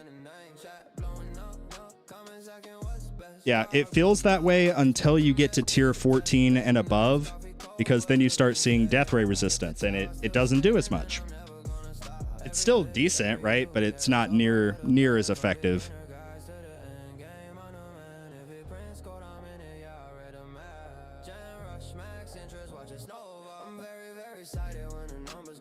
You're the chillest Overwatch streamer ever. I know. I'm usually able to stay semi-level headed, but I don't know. Competitive video games, like, they just have a way at raising blood pressure. I don't know. Like, you know, you have high blood pressure, you go to the doctor, they try to look at your diet, they try to look at all of these other variables, which sure, probably have something to do with it, right?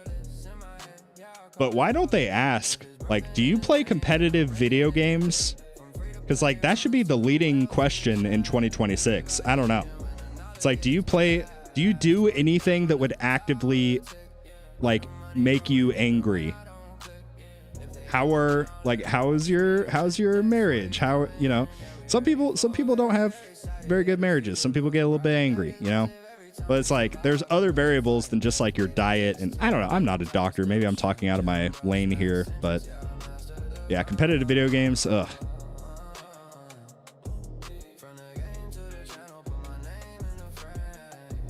And I would be willing to bet that they're not even going to send a truck out here. That's why it makes me so angry. I'll tell you what raises my blood pressure, talking to these freaking power companies. Oh my God. I'm like, well, I'm paying for Starlink. I'm paying for all of these other bills and, you know, things.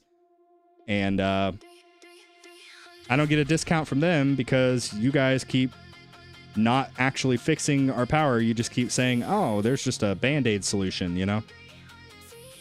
Wasn't the last stream Slay the Spire or something like that?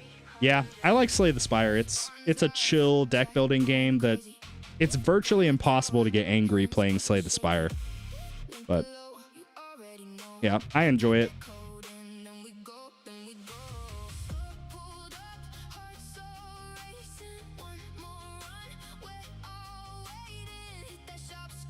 Oh man.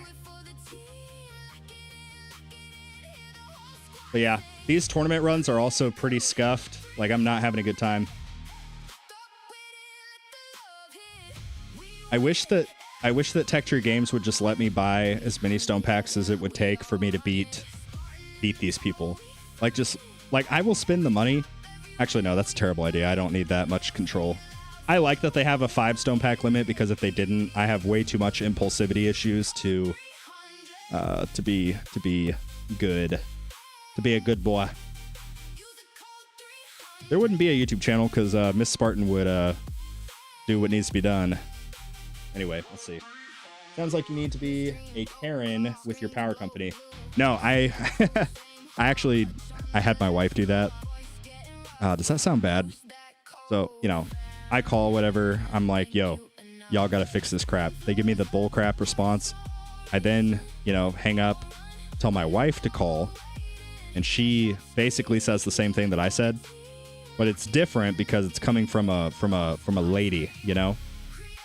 So it's like, if it's just a complaining dude, it doesn't matter as much. But when it's a mom of 3 under, like 3 kids under 2, they're gonna do something, right? They're gonna have to.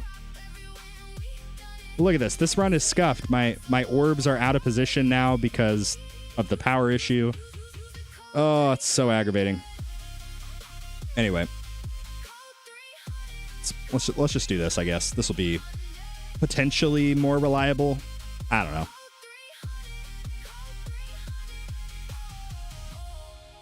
Activate the Karen. Ask the wife to do it. In parentheses. Yep. New tower series. Karen Spartan. What would I do? I would just complain. Like, if a bug happens to me, I contact Tech Tree Games support and I say, I need to speak to your manager. Is that? I don't feel like that would be a very entertaining series, or maybe it would be. I don't know.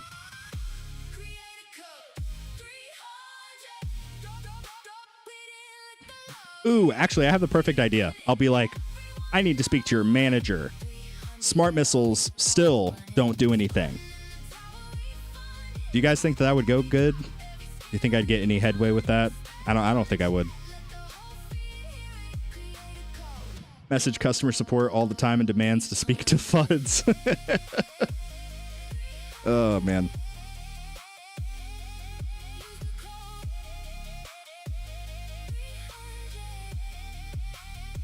I just think it's funny, like, so he stays intentionally vague with the actual community, and it's obviously created a lot of just theory crafting, which I think is hilarious. Like, people guessing how many yachts that he owns and things like that. But what if he's just like a normal dude living in like a studio apartment in Austin, Texas? What if he's just like a normal guy, you know? Like, what if he donates all of his wealth to charity? You know, what if he's just like a stellar good? Yeah, there's no telling. But I just think it's funny. All of the theory crafting. They're like, oh, he doesn't talk to us in the tower Discord because he's too busy on his yacht. It's like, I mean, I don't know. If I had a yacht, I'd probably be on it too. I mean, you know, it's like, oh man.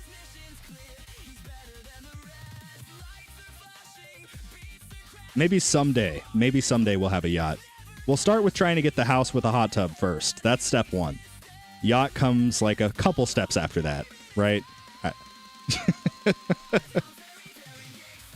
That's like personal finance 1. Yeah. You get the emergency fund. You buy a house. Then, you know, fast forward a couple days, you get the yacht. That's basically it. It's life on easy mode. Like, imagine that you're doing the difficulty of tier 1, but you're getting the coins of tier 18.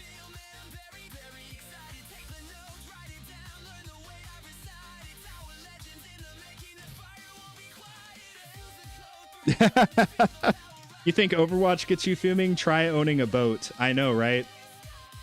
But realistically, most people that can actually afford to like own a yacht and not just like rent it for a party or something, most people that actually own a yacht, I'm sure, do all of the maintenance on it, do all of the upkeep, even drive it.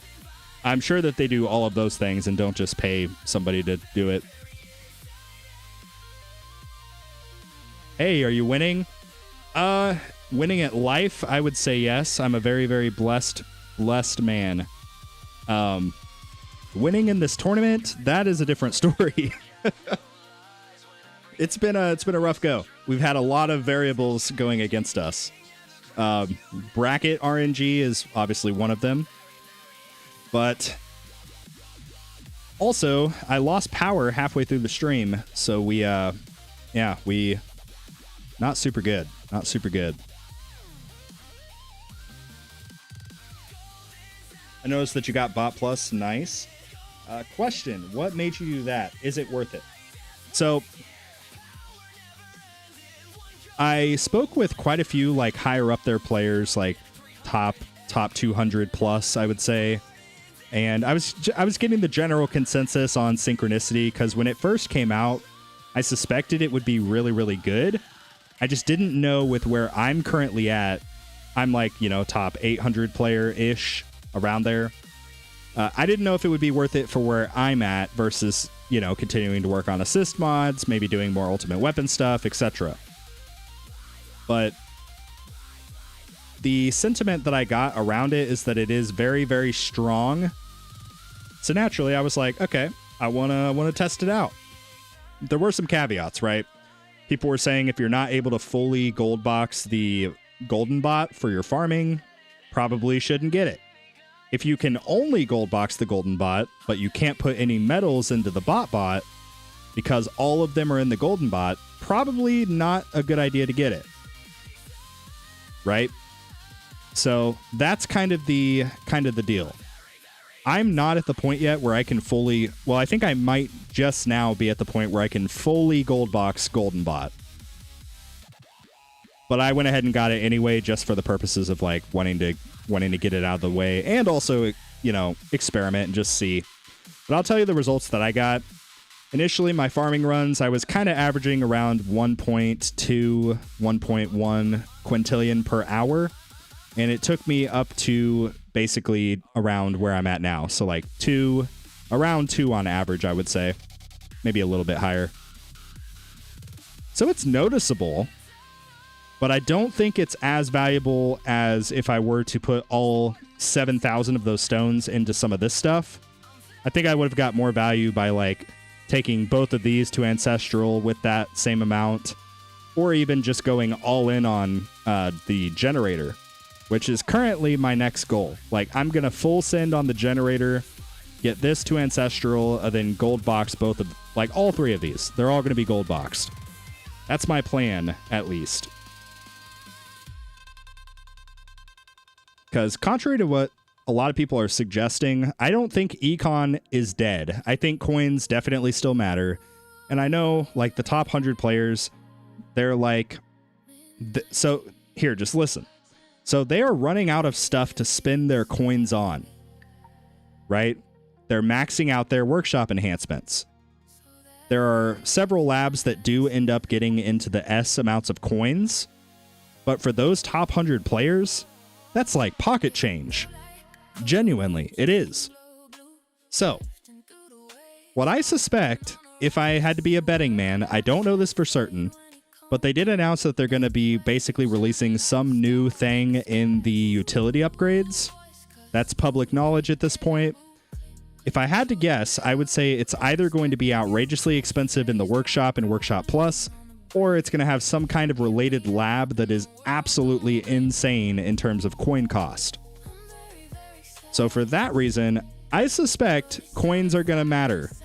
Even though a lot of people right now are like, econ's dead, it doesn't matter. Yeah, I don't subscribe to that. This game ultimately is about number go up. Number go up. So, I don't know. That's kind of my thought process on it. I could be wrong, so keep that in mind. Don't take anything that anybody says as gospel. You know. But that's kind of the read that I've gotten on it. Just kind of thinking about it objectively. Yeah, I saw Greeny and Crowbar's update, and it looks like they're getting close to maxing out their enhancement area. Yeah, exactly. That's what I'm saying. So, like, what do they do? What do they do when they get to that point? And when I say they, I'm talking about both Tech Tree Games and also those, like, top level players. What do they do? If they get bored and they don't have stuff to even buy, you know, what do they do? They eventually get bored. They're like, well, I have everything done. I guess I'll just quit the game. That's what happens. So that's why I really think that they're going to introduce something that is just stupid expensive. Like, absolutely stupid.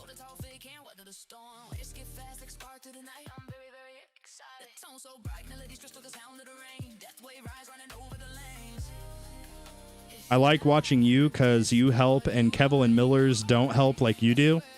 Ooh, Millers, are you still in the chat? Are you going to take that, Millers?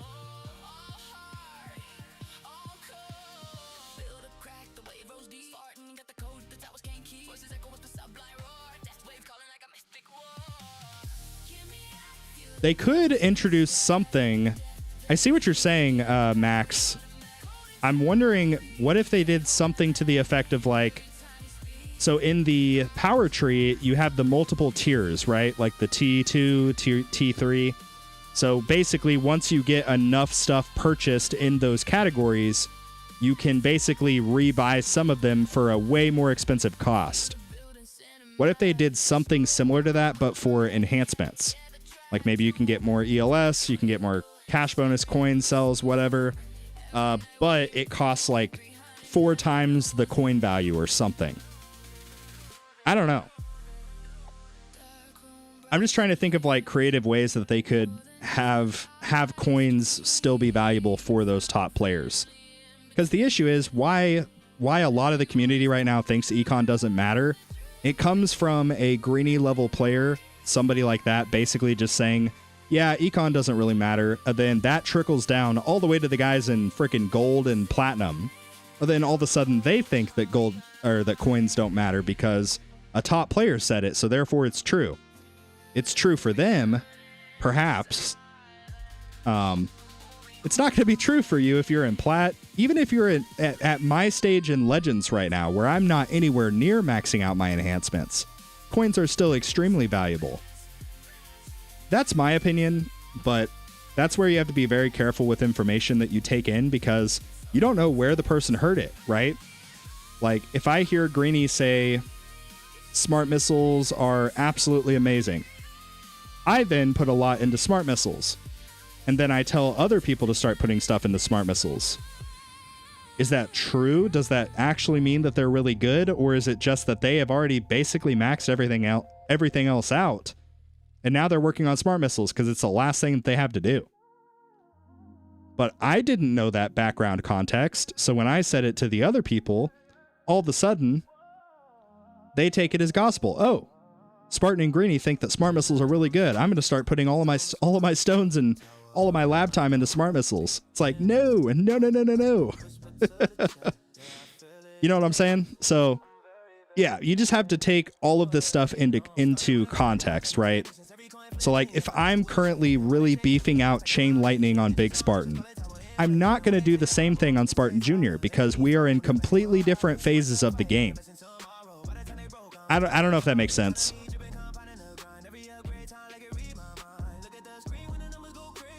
Speaking of Chain Lightning, okay, yeah, we have Chain Lightning on.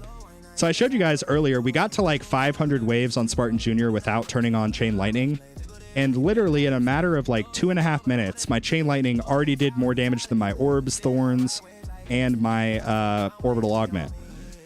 So I want to check the damage stat and just see what it's doing.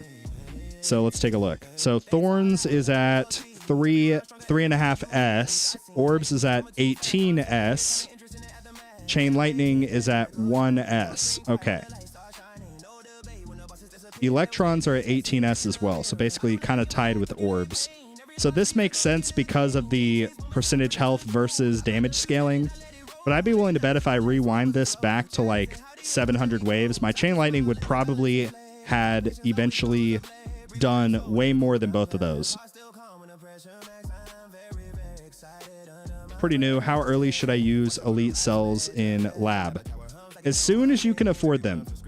So the priority order, if you want my opinion, if you can only afford one lab, like let's say you have all of them at 1.5, let's say you can afford currently just one of them to be at 2 times. I would personally suggest putting lab speed as your highest one that you can afford. If you can afford more than that, great. But put a huge emphasis on lab speed. Because lab speed, once you get it done, it speeds up the rest of all of these.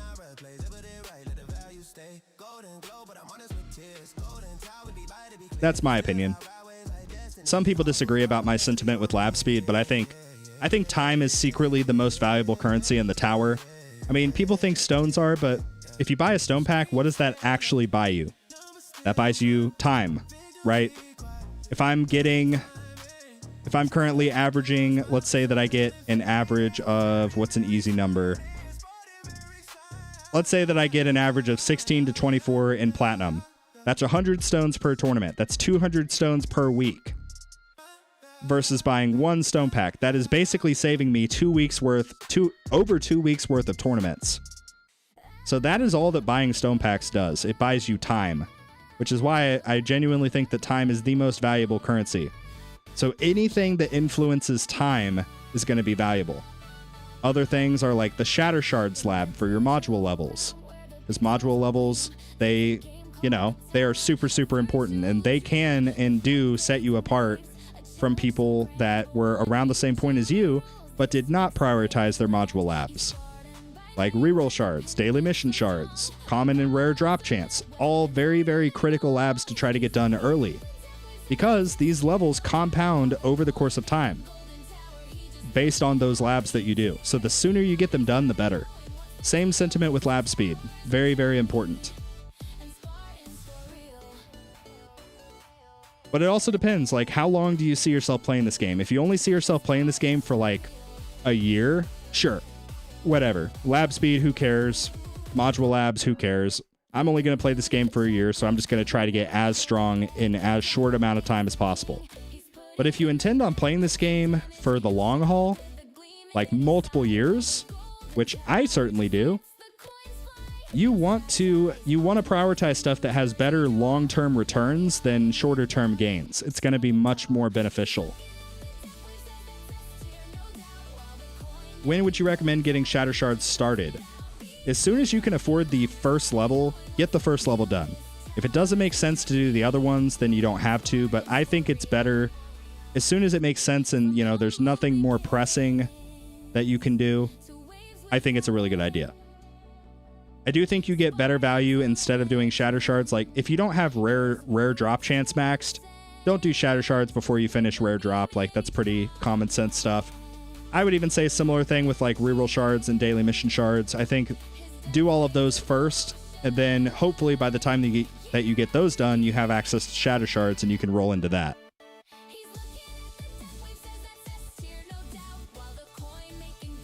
Who plans to get that much time investment and then just stop? Yeah.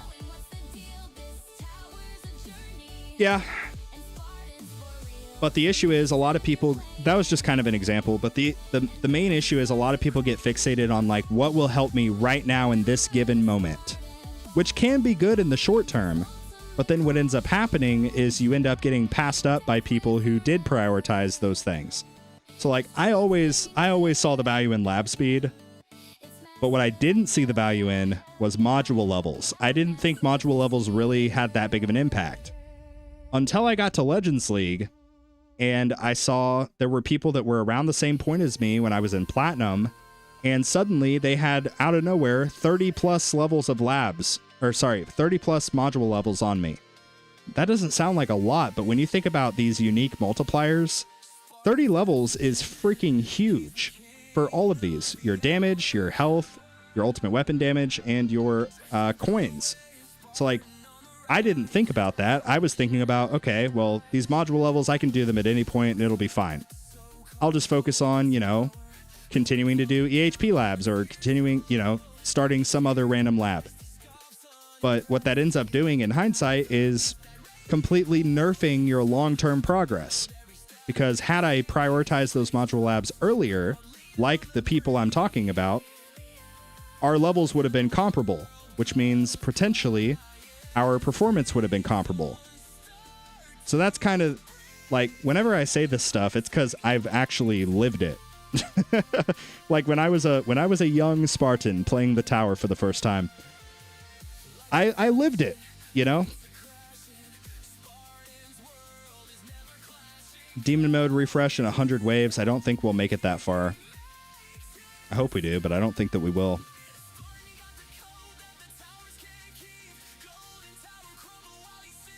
But yeah, don't listen to anybody if they say stones are the most important, metals are the most important, coins are the most important. No, none of that is true.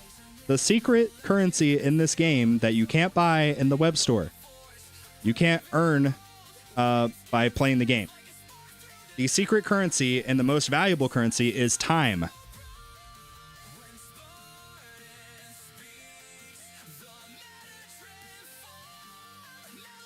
When did you start to play? So I started in July, like late July of 2024 is when I started.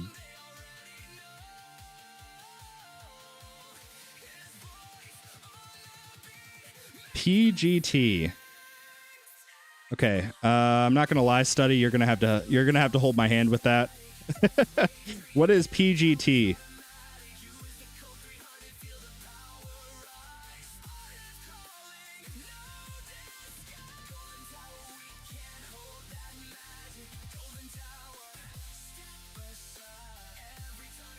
Ryan is crazy far in the game. Yeah. Yep. So Ryan is actually one of the top players that I was talking about, that he's not quite top 100, I don't think, but I compared towers with him the other day, and I found out in terms of our stone investment with damage ultimate weapons, a lot of our damage stuff is actually completely comparable. the stuff that is different is he basically has every single thing in the game econ related fully done, to include assist modules. So like he has his generator, all three of these are gold boxed. He is making bukus and bukus more coins than I am, because I haven't prioritized econ. For the past like 2 or 3 months, I've been mostly going in on damage stuff. Oh, permanent golden tower. Okay, I got you. Sorry. I don't think it's overrated, especially if you have a good, what you call it? Golden combo, sorry. If your golden combo is developed, you want it as close to permanent as humanly possible. Especially like, because you already have permanent black hole, right? At this stage, you're getting semi-close to permanent death wave more than likely. You need to just bite the bullet and get the permanent GT. That's my opinion. It's really, really valuable.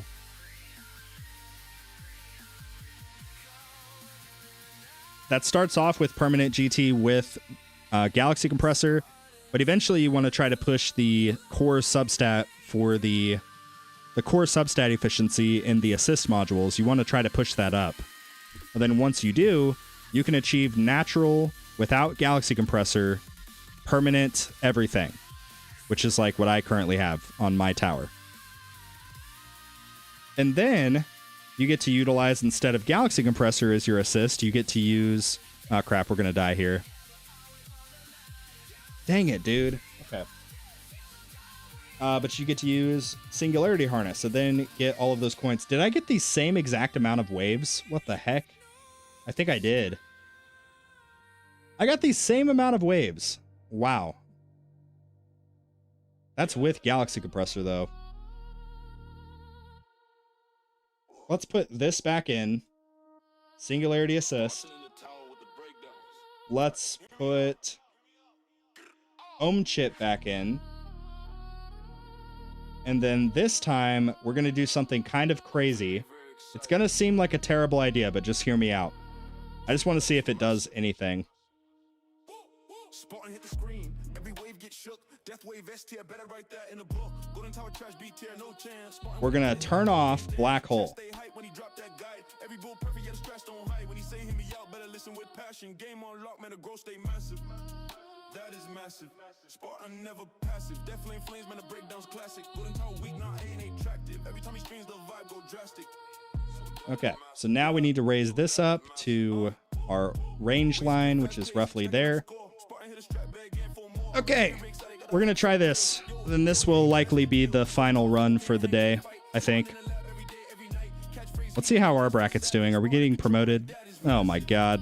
We're never going to get out of Platinum. They need to just change the tournament system so that I just win every time. That's what needs to happen.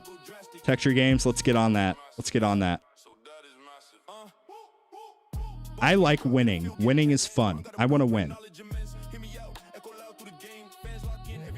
What we should do is we should just give everybody in the game a participation award. Participation award.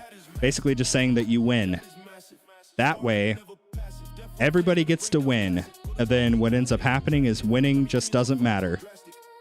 Because everybody gets to do it. Platinum is hell. Yeah, I know. Platinum is hell. Champions is even worse. And Legends is quickly becoming... It's quickly getting bad, too. If everybody wins, then nobody wins. Yep. Yeah, it's kind of what I'm poking fun at. That's why, like, I don't know. If I, like, someday my kids, they'll, you know, probably play some kind of sport or do some kind of extracurricular activity. They're going to have some bullcrap participation awards. Hey, you showed up. Here you go, buddy. And I am not a fan of that.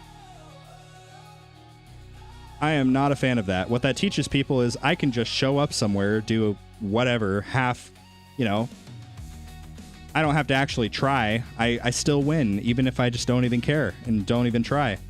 I don't think that that is a good lesson to teach people. I think teaching that in life there are winners, there are losers, I think that that's valuable. And you win by trying. You don't win by showing up. You win by showing up every single day, even when you don't want to show up, even when it doesn't feel convenient. It's like fitness. If I go to the gym one time, I don't just leave the gym with six-pack abs. I have to continuously go. I have to continuously grind, put in some sweat equity, put in some pain, and then eventually earn the, reap what I sow. You get out what you put in. If you don't put anything in, how can you expect anything, That's my argument against participation awards. I get it from it boosts confidence, but what it actually does in the long term is teaches a false sense of expectations. It teaches, hey, I deserve a raise at my job because I showed up. Give me a raise. That's not how that works. I'm sorry, it's not how that works. The reality is, life is not fair. Life is not fair. Don't half-ass it, full ass it. I don't know. That's my motivational speech of the day, I guess. Thank you for coming to my TED Talk. I'd argue that it shows people that showing up matters. Yes, that is important. I just fear that the long-term effect is it teaches almost an expectation. But the reality of life is that life is brutal. Life is utterly brutal.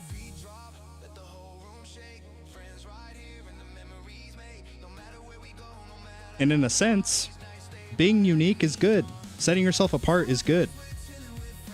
You don't want to be like everybody else. You want to be like you.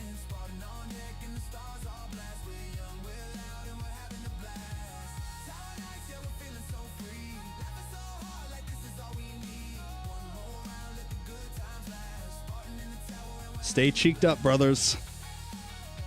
Did you see my comment? No, I was kind of just rambling. Let me scroll up. Is it this one where you said, oof, I'm stupid?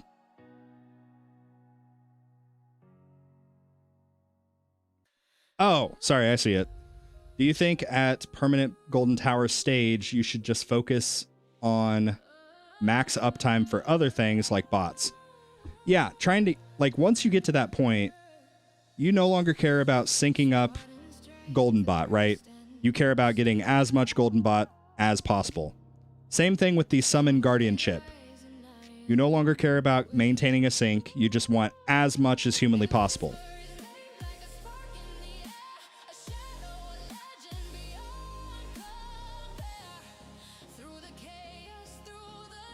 Winning is good and all, but losing is supposed to suck.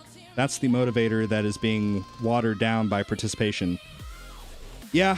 I mean, it participation robs the good feeling, the good side of winning, and it also mitigates the bad side of losing, which on paper sounds good.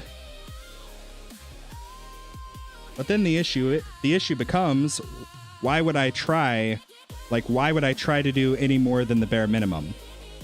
So I dealt with this when I was in the military. Everybody gets paid the same amount based on your rank. It doesn't matter if you show up to formation 10 minutes late or 15 minutes early. It doesn't matter if you are the first person to volunteer for tasks when tasks are presented. If you're the lazy soldier that's just sitting there on their phone, or you're the really hard-working soldier that's trying to earn promotions, you get paid the same amount. So it's why would anybody try?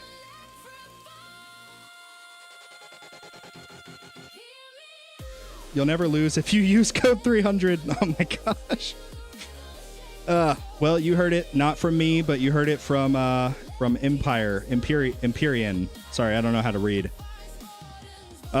Completely legitimate use case. Case study, I guess.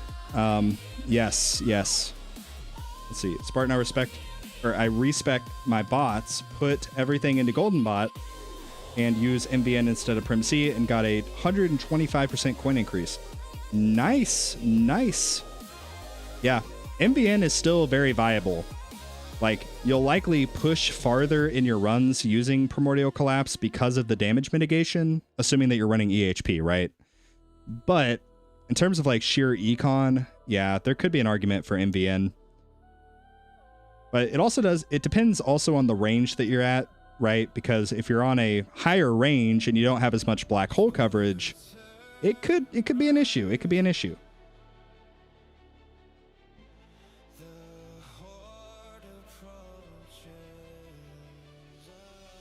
I think that changes in middle school. I don't think it's as bad as you expect. Like, my kids didn't even notice the change. Yeah. I mean, it's different, right? Like, if my kid's in like friggin' first grade or kindergarten or something, like, sure, right? Right. But like, if they're in like varsity football, you know, but obviously they don't do participation stuff for that, right? It's like, okay, you make it to the playoffs, you make it to the championship, but then you either win or you lose. Like, they don't give both teams in varsity football participation awards, right? So yeah, it's a little bit different.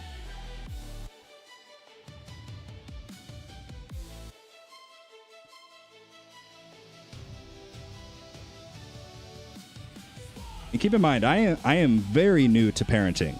I have a 2-year-old and 2 6-month-old babies. So I am very new to this.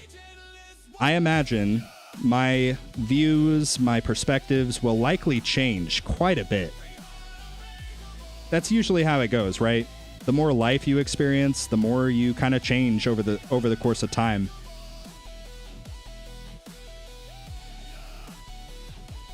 Or at least you should be open to that. I don't think that there's much value in being, I guess, like, stuck in particular ways. Because I kind of believe that the way that you grow as a person is by meeting people that see the world differently than you, talking to other people, hearing their perspectives, hearing how their lives are, and then forming your own opinions. But if you just stay within your own circles, within your own bubbles, like, you don't ever actually get the opportunity to grow as a person. Because you spend your whole life in this one little bubble. A social bubble, whatever kind of bubble, doesn't matter. But that's another thing that I got out of the military is I met so many people that ordinarily I probably would have never interacted with, would have probably preferred not to interact with, and that comes from my own biases that I had growing up, from like my upbringing. But it opened up my worldview. It expanded my horizon because I grew up in a small town in Arkansas. Okay. Arkansas has a lot of very specific kinds of people. And I grew up in that. And it wasn't until I joined the military that I sort of was able to pivot away and actually experience other perspectives, other worldviews. And it enforced in a lot of ways what I had already thought. But it also changed my mind on quite a bit of stuff. But that would have never happened unless I actually put in the effort and talk to people, you know? No retreat, no surrender. Tower stand. 1,000%. Or sorry, 10,000. I'm bad at math. 10,000%. Kids make you see things at a different level. I've learned so much from mine. Yeah, I mean, I've already noticed that a little bit just from like the first time, like, you come home from work and your kid is big enough to be like, daddy's home, you know? It makes you think about life differently. At least it did for me. I stopped thinking as much in like the short term and started thinking about more long-term things, like. And it also taught me to not be as lazy. I used to be super, super lazy. But now, all of a sudden, I have 4 other mouths to feed, you know? It's like, it's already changed my life in so many ways. And I wouldn't trade it for anything, right? I'm not complaining. I just want to make that clear. But it is... let's see. Would you recommend other people to join the military? Well, I mean, I would say not unless you're genuinely like patriotic. If you genuinely love your country, I think you can get a lot out of it. There are also a lot of good benefits with the military, but to be brutally honest, like one of the biggest benefits for the longest time was like, join the army and we'll pay for your college education. Well, I can work at McDonald's and they'll pay for my tuition. They'll pay, a portion of my tuition. So the benefits are not as much the reason I would say now to join. I would say if you genuinely like love your country, and also if you want the opportunity to experience things that you can't experience on the civilian side. Like one of the coolest things I did was I shot missiles that can literally blow up an entire grid square, like a global grid square, like on the map. So getting to experience that and literally feel the earth shake beneath you, it is something civilians don't ever get to experience. It's really badass. It was awesome. It also teaches you a lot of very important values, like discipline. Discipline is a very, very, in today's world, forgotten value. Not a lot of people prioritize it, but it teaches you like, yeah, your physical health matters. Your ability to become adaptable in difficult situations. Your ability to maintain self-composure in difficult situations. Those are all values that I was able to kind of take away that ordinarily I wouldn't have had. So I think there's a ton of value, but it's also very, very challenging. You have to have thick skin. Oh, crap. Okay, whatever. We'll just click demon mode. I missed it because I was just ranting again. But yeah, I think it's for very specific people, right? But if you do join, you will meet some people that you will likely hold on to for the rest of your life. And you'll certainly have memories that you'll hold on to for the rest of your life.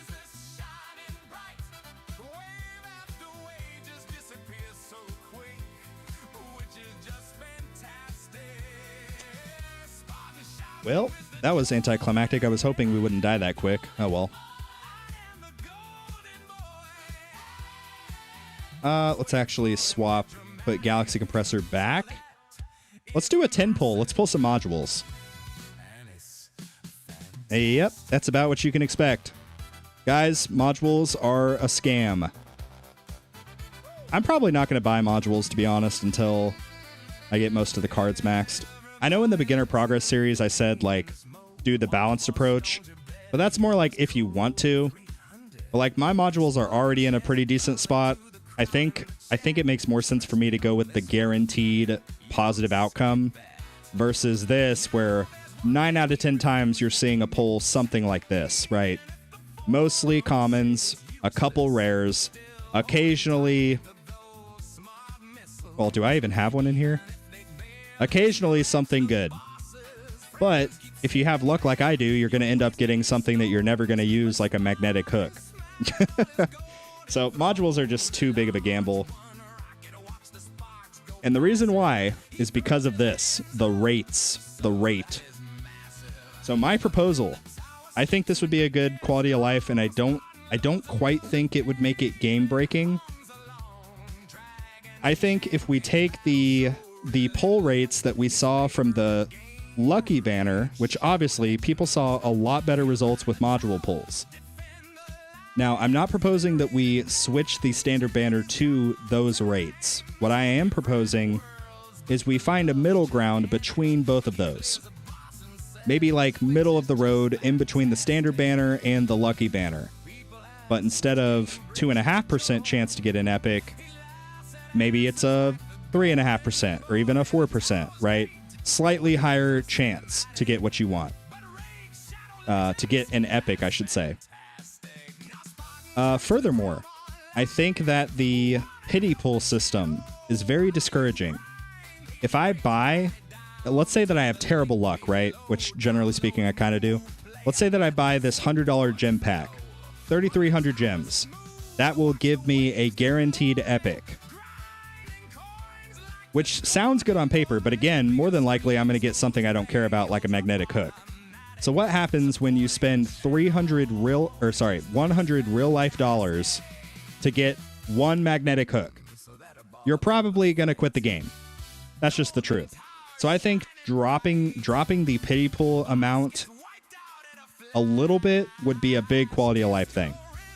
Even if it doesn't have to be cut in half, right? Because that would become game breaking. It just would, guys. Okay, I see both sides of it. You don't want people getting them too quickly because then it breaks the game. Everybody all of a sudden has 5-star ancestrals out of nowhere in a matter of a few months. That's if you have the rates too high. If you have the rates too low, it creates burnout, it creates resentment, and people either quit the game or just don't prioritize modules. So the middle of the road option is increase the percentage ever so slightly to where it's just barely noticeable, but not too noticeable that it becomes broken.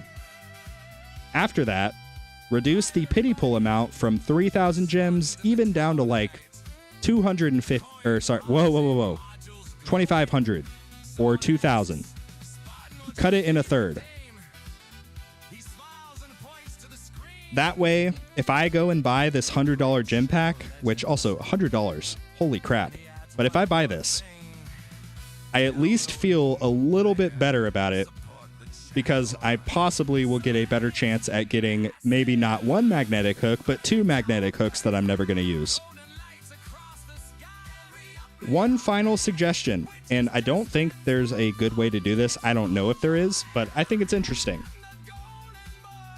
What if, so some other mobile games, they have implemented basically, you can think of it like a wish list system, right? Let's say that I really want to get, I really want to get more magnetic hooks, like I've been mentioning. So let's say that maybe I have 3 wish list slots.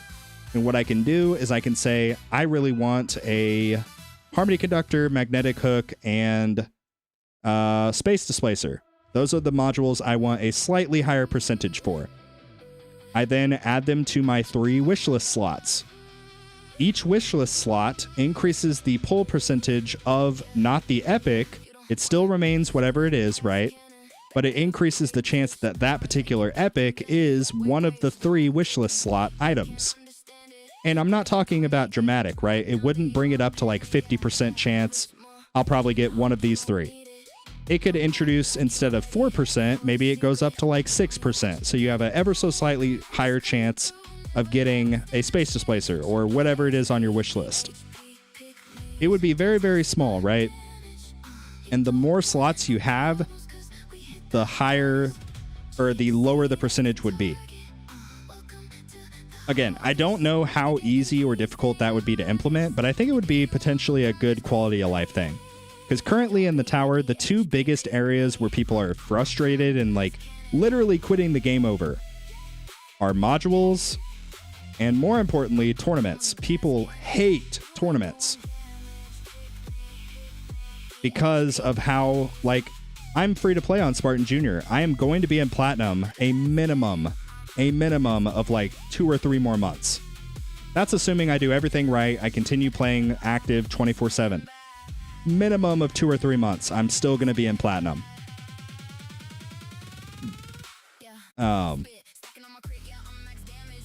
Yeah, I don't know what to do for the tournaments. Like, I don't even know if there is a solution outside of a complete overhaul, rework. But the issue is, the more people play, the more competitive the higher echelons become. That's the way that this works. It's supply and demand. So the more supply of players, the demand stays the same. We all want to get to Legends. We all want to get keys. We all want to upgrade stuff in the vault. All of those crucial quality of life features. Like auto restarting your run. That is a game changer. Absolute game changer. But it's locked. You have to spend like over 100 keys to get it. Which first means you have to get out of Platinum into Champions and then fight your way to Legends. It is super, super rough. One fix that I think that they could do, and again, this would kind of be more along the lines of like a Band-Aid solution, but I still think it would be good, So as it currently stands, rank 13 through 15, you get access to 2 keys, which is good. I like that. I think if you're able to stay in Legends, you should at least get 1 key. 1 key if you get 16 through 24. Because there are a lot of people that are staying in Legends, but they can't quite make it to 15 because they're getting passed by people that whale out, by stone packs, etc. So for those people, getting 1 key, like, yeah, it would take a really long time to actually use those keys because you're getting 1 per tournament, but you're staying in Legends, you should get rewarded for that. If you get 25 through 30, I'm sorry, no keys, right? Like, you touched Legends, but you don't belong in Legends, so therefore you don't get keys. Sorry. It's the way it works, right? But yeah, I think rank 16 through 24, it could have 1 key. I think 1 key would be appropriate for that.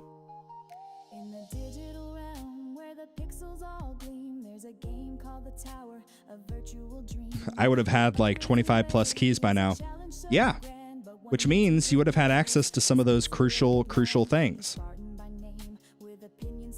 Like you would have had access to, you said 25 keys, so that's 5, 10, 15, 20, 25. You'd be right here, assuming that you went all the way up. You'd also have access to like some of this other stuff, like an extra card slot if you wanted, but yes, all of these quality of life features are locked behind keys, which are predominantly earned by the players that either have played since the game came out and are more free to play, or have been playing for, a year or 2 and just swipe the card. So I know it's incredibly frustrating. Like I said, the tournament thing is very complicated. I don't know of a really good solution for it.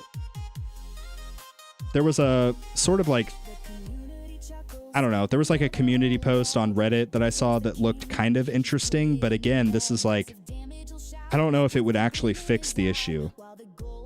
But it was basically saying like, you get fractional keys. So like, if I'm in Champions or Platinum, I get access to key fragments that I can then craft into Legends keys.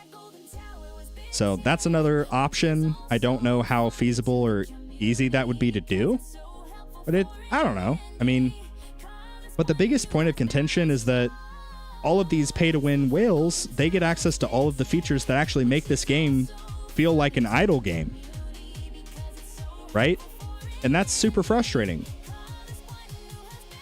So, like, I totally get it.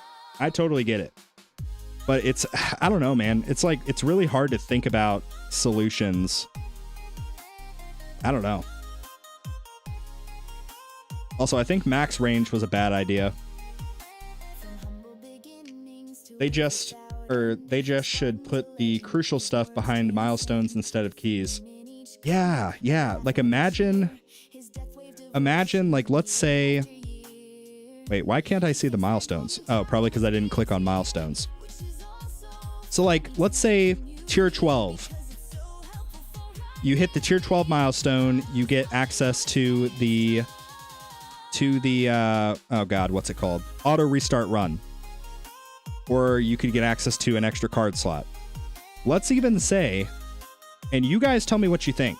Put a 1 in the chat if yes, you would prefer this, or a 2 if no, leave it as is.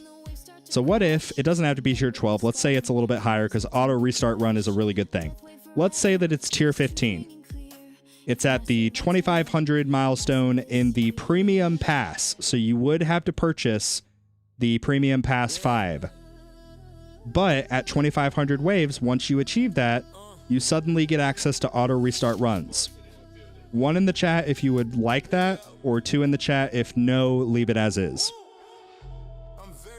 I just want to know.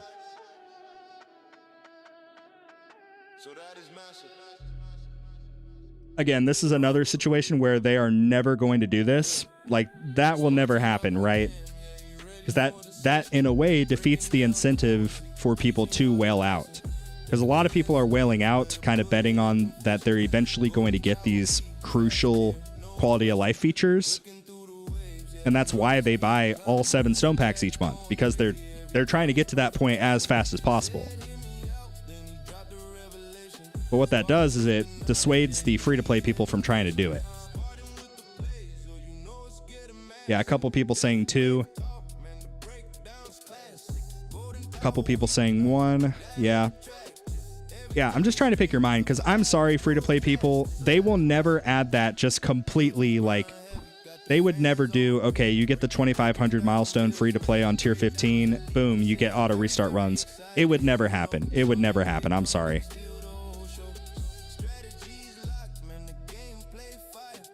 I was trying to find like a middle ground area that wouldn't require like months and months of wailing out buying all 7 stone packs. But again, just like Study Mage said, at least free-to-play could eventually get keys. So again, all that stone packs get you is time. They cut the time in half. Like if I was completely free-to-play on Big Spartan, I would probably be around the point of like staying in Legends right now. Like if I didn't buy a single stone pack ever. After 2 years playing, I would probably either be still in Champions trying to fight the fight, or I would just be holding barely staying in Legends.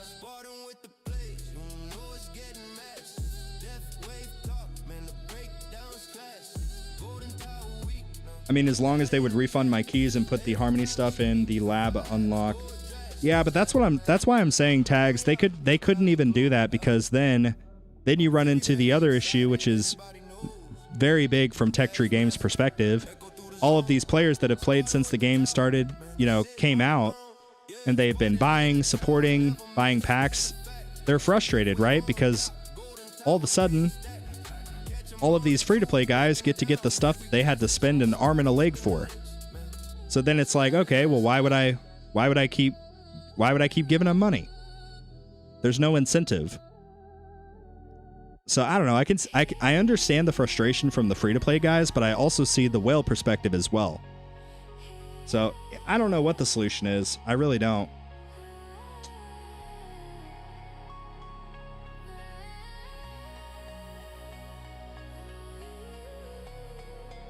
Ooh, Guardian presets? Yeah, that would be nice. Honestly, yeah, you can sign me up for that. I'm down. Guardian presets would be really nice.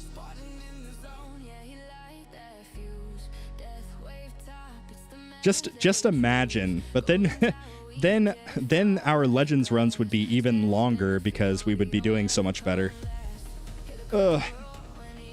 Yeah, like I could just respec all of the bits that I have into fetch and summon, but then put them into attack and scout, and have a preset for each of those. Oh man, that would be really nice.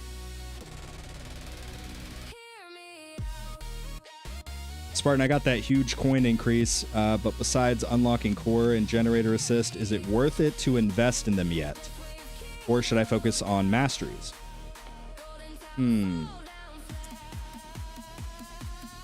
That's going to depend on the masteries that you currently have. If you're missing pivotal, super important masteries for econ, like I think you have Wave Excel.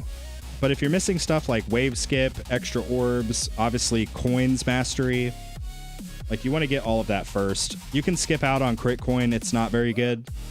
But yeah, assist mods are very strong. At least unlocking them would be a good first step, assuming that you already have most of those good masteries already. But like, yeah. Like, for example, in the core category, if you want to unlock one of those, I think that would be... Or the generator, too. That way you could have, like, project funding and G-Comp. So you could have closer to, like, permanent black hole for tournament. You could start with just unlocking the generator. That'd probably be a good first step. I don't know.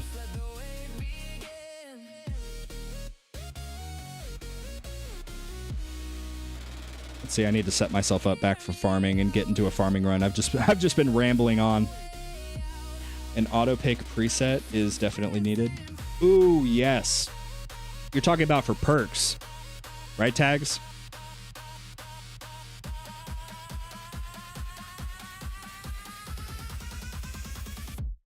That is massive. If you're talking about for perks, I totally agree. Especially with the introduction of dissonant runs. Oh man, that would be really, really good. What if they allowed Mo? Oh wait, the message disappeared. Never mind. Yeah, that would actually be really nice. Except that would suck because I just recorded a perks guide, so I would have to I would have to re-record the perks guide like 2 weeks after it came out. But I think that would be worth it. I'd rather just remake a video than not have that feature. That would be huge.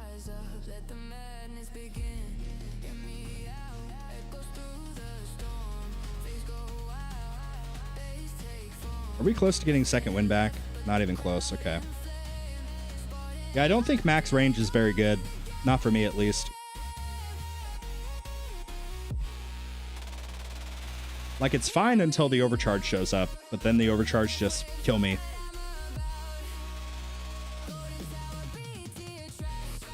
What if they allowed more rank inflation? What would that look like? Oh, there's Nuke. Okay. Yeah, my tower is scuffed. I don't know what's going on. I'm not progressing. I am not progressing. Everything is scuffed.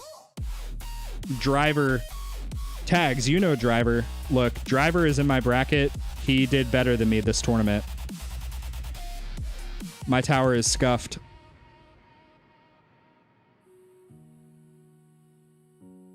I'm very, very excited.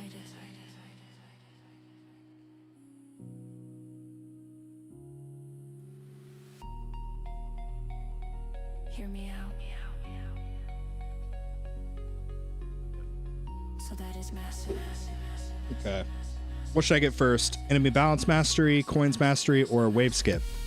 So personally, ooh, that's actually kind of tough. Enemy balance is huge, but wave skip is also really good now with dissonant runs as well. Just getting through the runs a lot quicker, right? Chance to double wave skip, really, really good. Personally, I feel like in terms of if you're just worried about econ, oh man, probably enemy balance would be better overall. But if you're worried about econ and getting runs done quicker, probably wave skip. Out of those three, I would probably get coins last. Personally, like coins it's really good, don't get me wrong. It's like a 30% increase, which is huge. That is massive.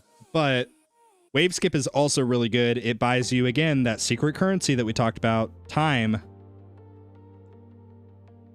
The quicker you get runs finished, the quicker you can get into a new run, the more coins you get over the course of time. So wave skip is really, really good. Looks up at the so-called golden tower. Beats here at best. He scoffs unimpressed. His mission's clear. He's better than the rest. Lights are flashing. Beats are crashing. Spartan's world is never clashing. Code in hand. He makes his stand. Your protector damage reduction is only 56. What are you talking about? Are you talking about Chrono Field?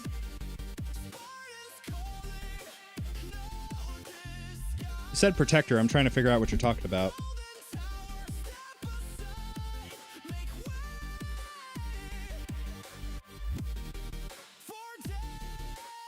Oh, my damage reduction from Chrono Field's only 19. Yeah, I don't know what you're talking about. I'm sorry.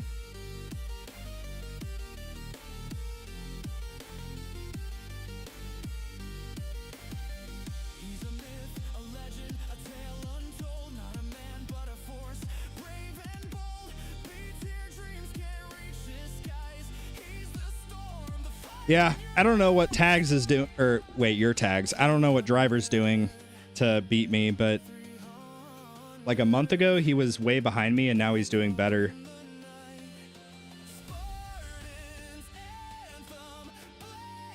Tags, I'm gonna DM you my suspicion.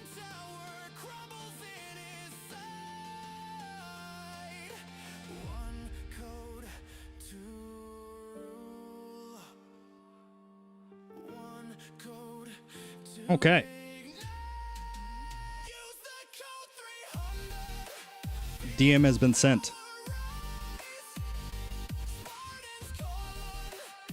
No Oh, okay. I see what you're saying. Okay. The wave page info.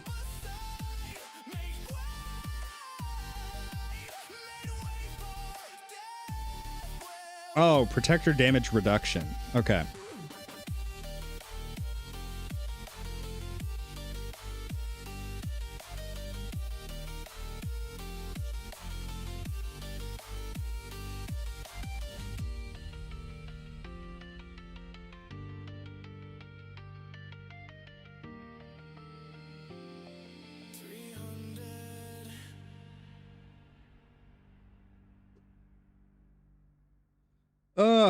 Yeah. Yeah, Tags, that's what I am suspecting. Again, I obviously don't say it on stream or whatever, like, duh, but if I had to guess, that's what it is. And even if that's not the case, I'm still going to say that it is, just so that, just to make him mad. I don't know. Oh, man. Visual glitch. Yeah, visual glitch is what's wrong with my wave count. I clearly got 2,000 waves, but the game just doesn't say. I don't know. Perhaps just a content creator bonus. Yeah. Hey, I want to know if I can, Hey, I want to know if I can make a new type of build with you soon. It's about Poison Swamp and using as an OP all-rounder. Note, I only do tier 1 because of the 200 billion lifetime coins, and that's not exactly well. So you're talking about doing a build that revolves around Poison Swamp. That, I mean, yeah, like, there are builds that revolve around all sorts of ultimate weapons, and you can absolutely do it. Will I say this is a good idea or this is optimal? Probably not, but I will have no problem helping you set it up. Yeah.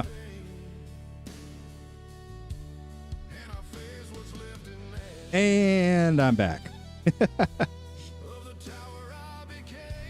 Wait, can you send it to me? No, Study Mage. No, I cannot.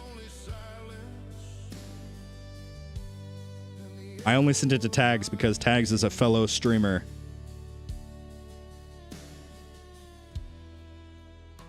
Plus, maybe Tags can help me figure out what the heck is wrong with my tower. He's probably going to be like, dude, you just need more damage. What are you doing? And then I'm going to be like, yeah, but Econ. And then he's going to be like, nah, man, Econ's dead. I'm going to be like, Tags, no, it's not. Just because you get 2,300 waves in Legends doesn't mean that you. It doesn't mean that you're. It doesn't mean that you're better than me. Okay. Anyway. Oh man.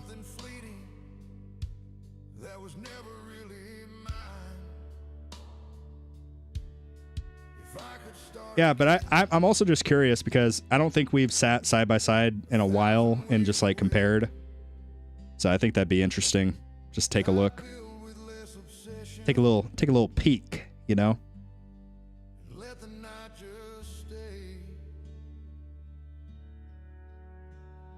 Actually, I've been doing a bit of an econ trip lately. Yeah, see, that's what I'm wondering because I have done the opposite. Lately, I've done nothing but damage stuff and I'm still getting passed. I don't know. I don't know what I'm doing. I wonder if it's like module related because I know Driver has better assist mod stuff than me. Like I'm pretty sure he has at least the legendary core boost. I don't know. Wait, is this a Spags return? Oh, now that is interesting. Yeah, see, we died at 1,700 waves. Max range is terrible. Max range is terrible. Don't do that. Don't do max range. Okay. Whatever. Well, all right. Oh, man. We are done streaming for the day. I am very upset. I got passed by Driver. We lost power halfway through.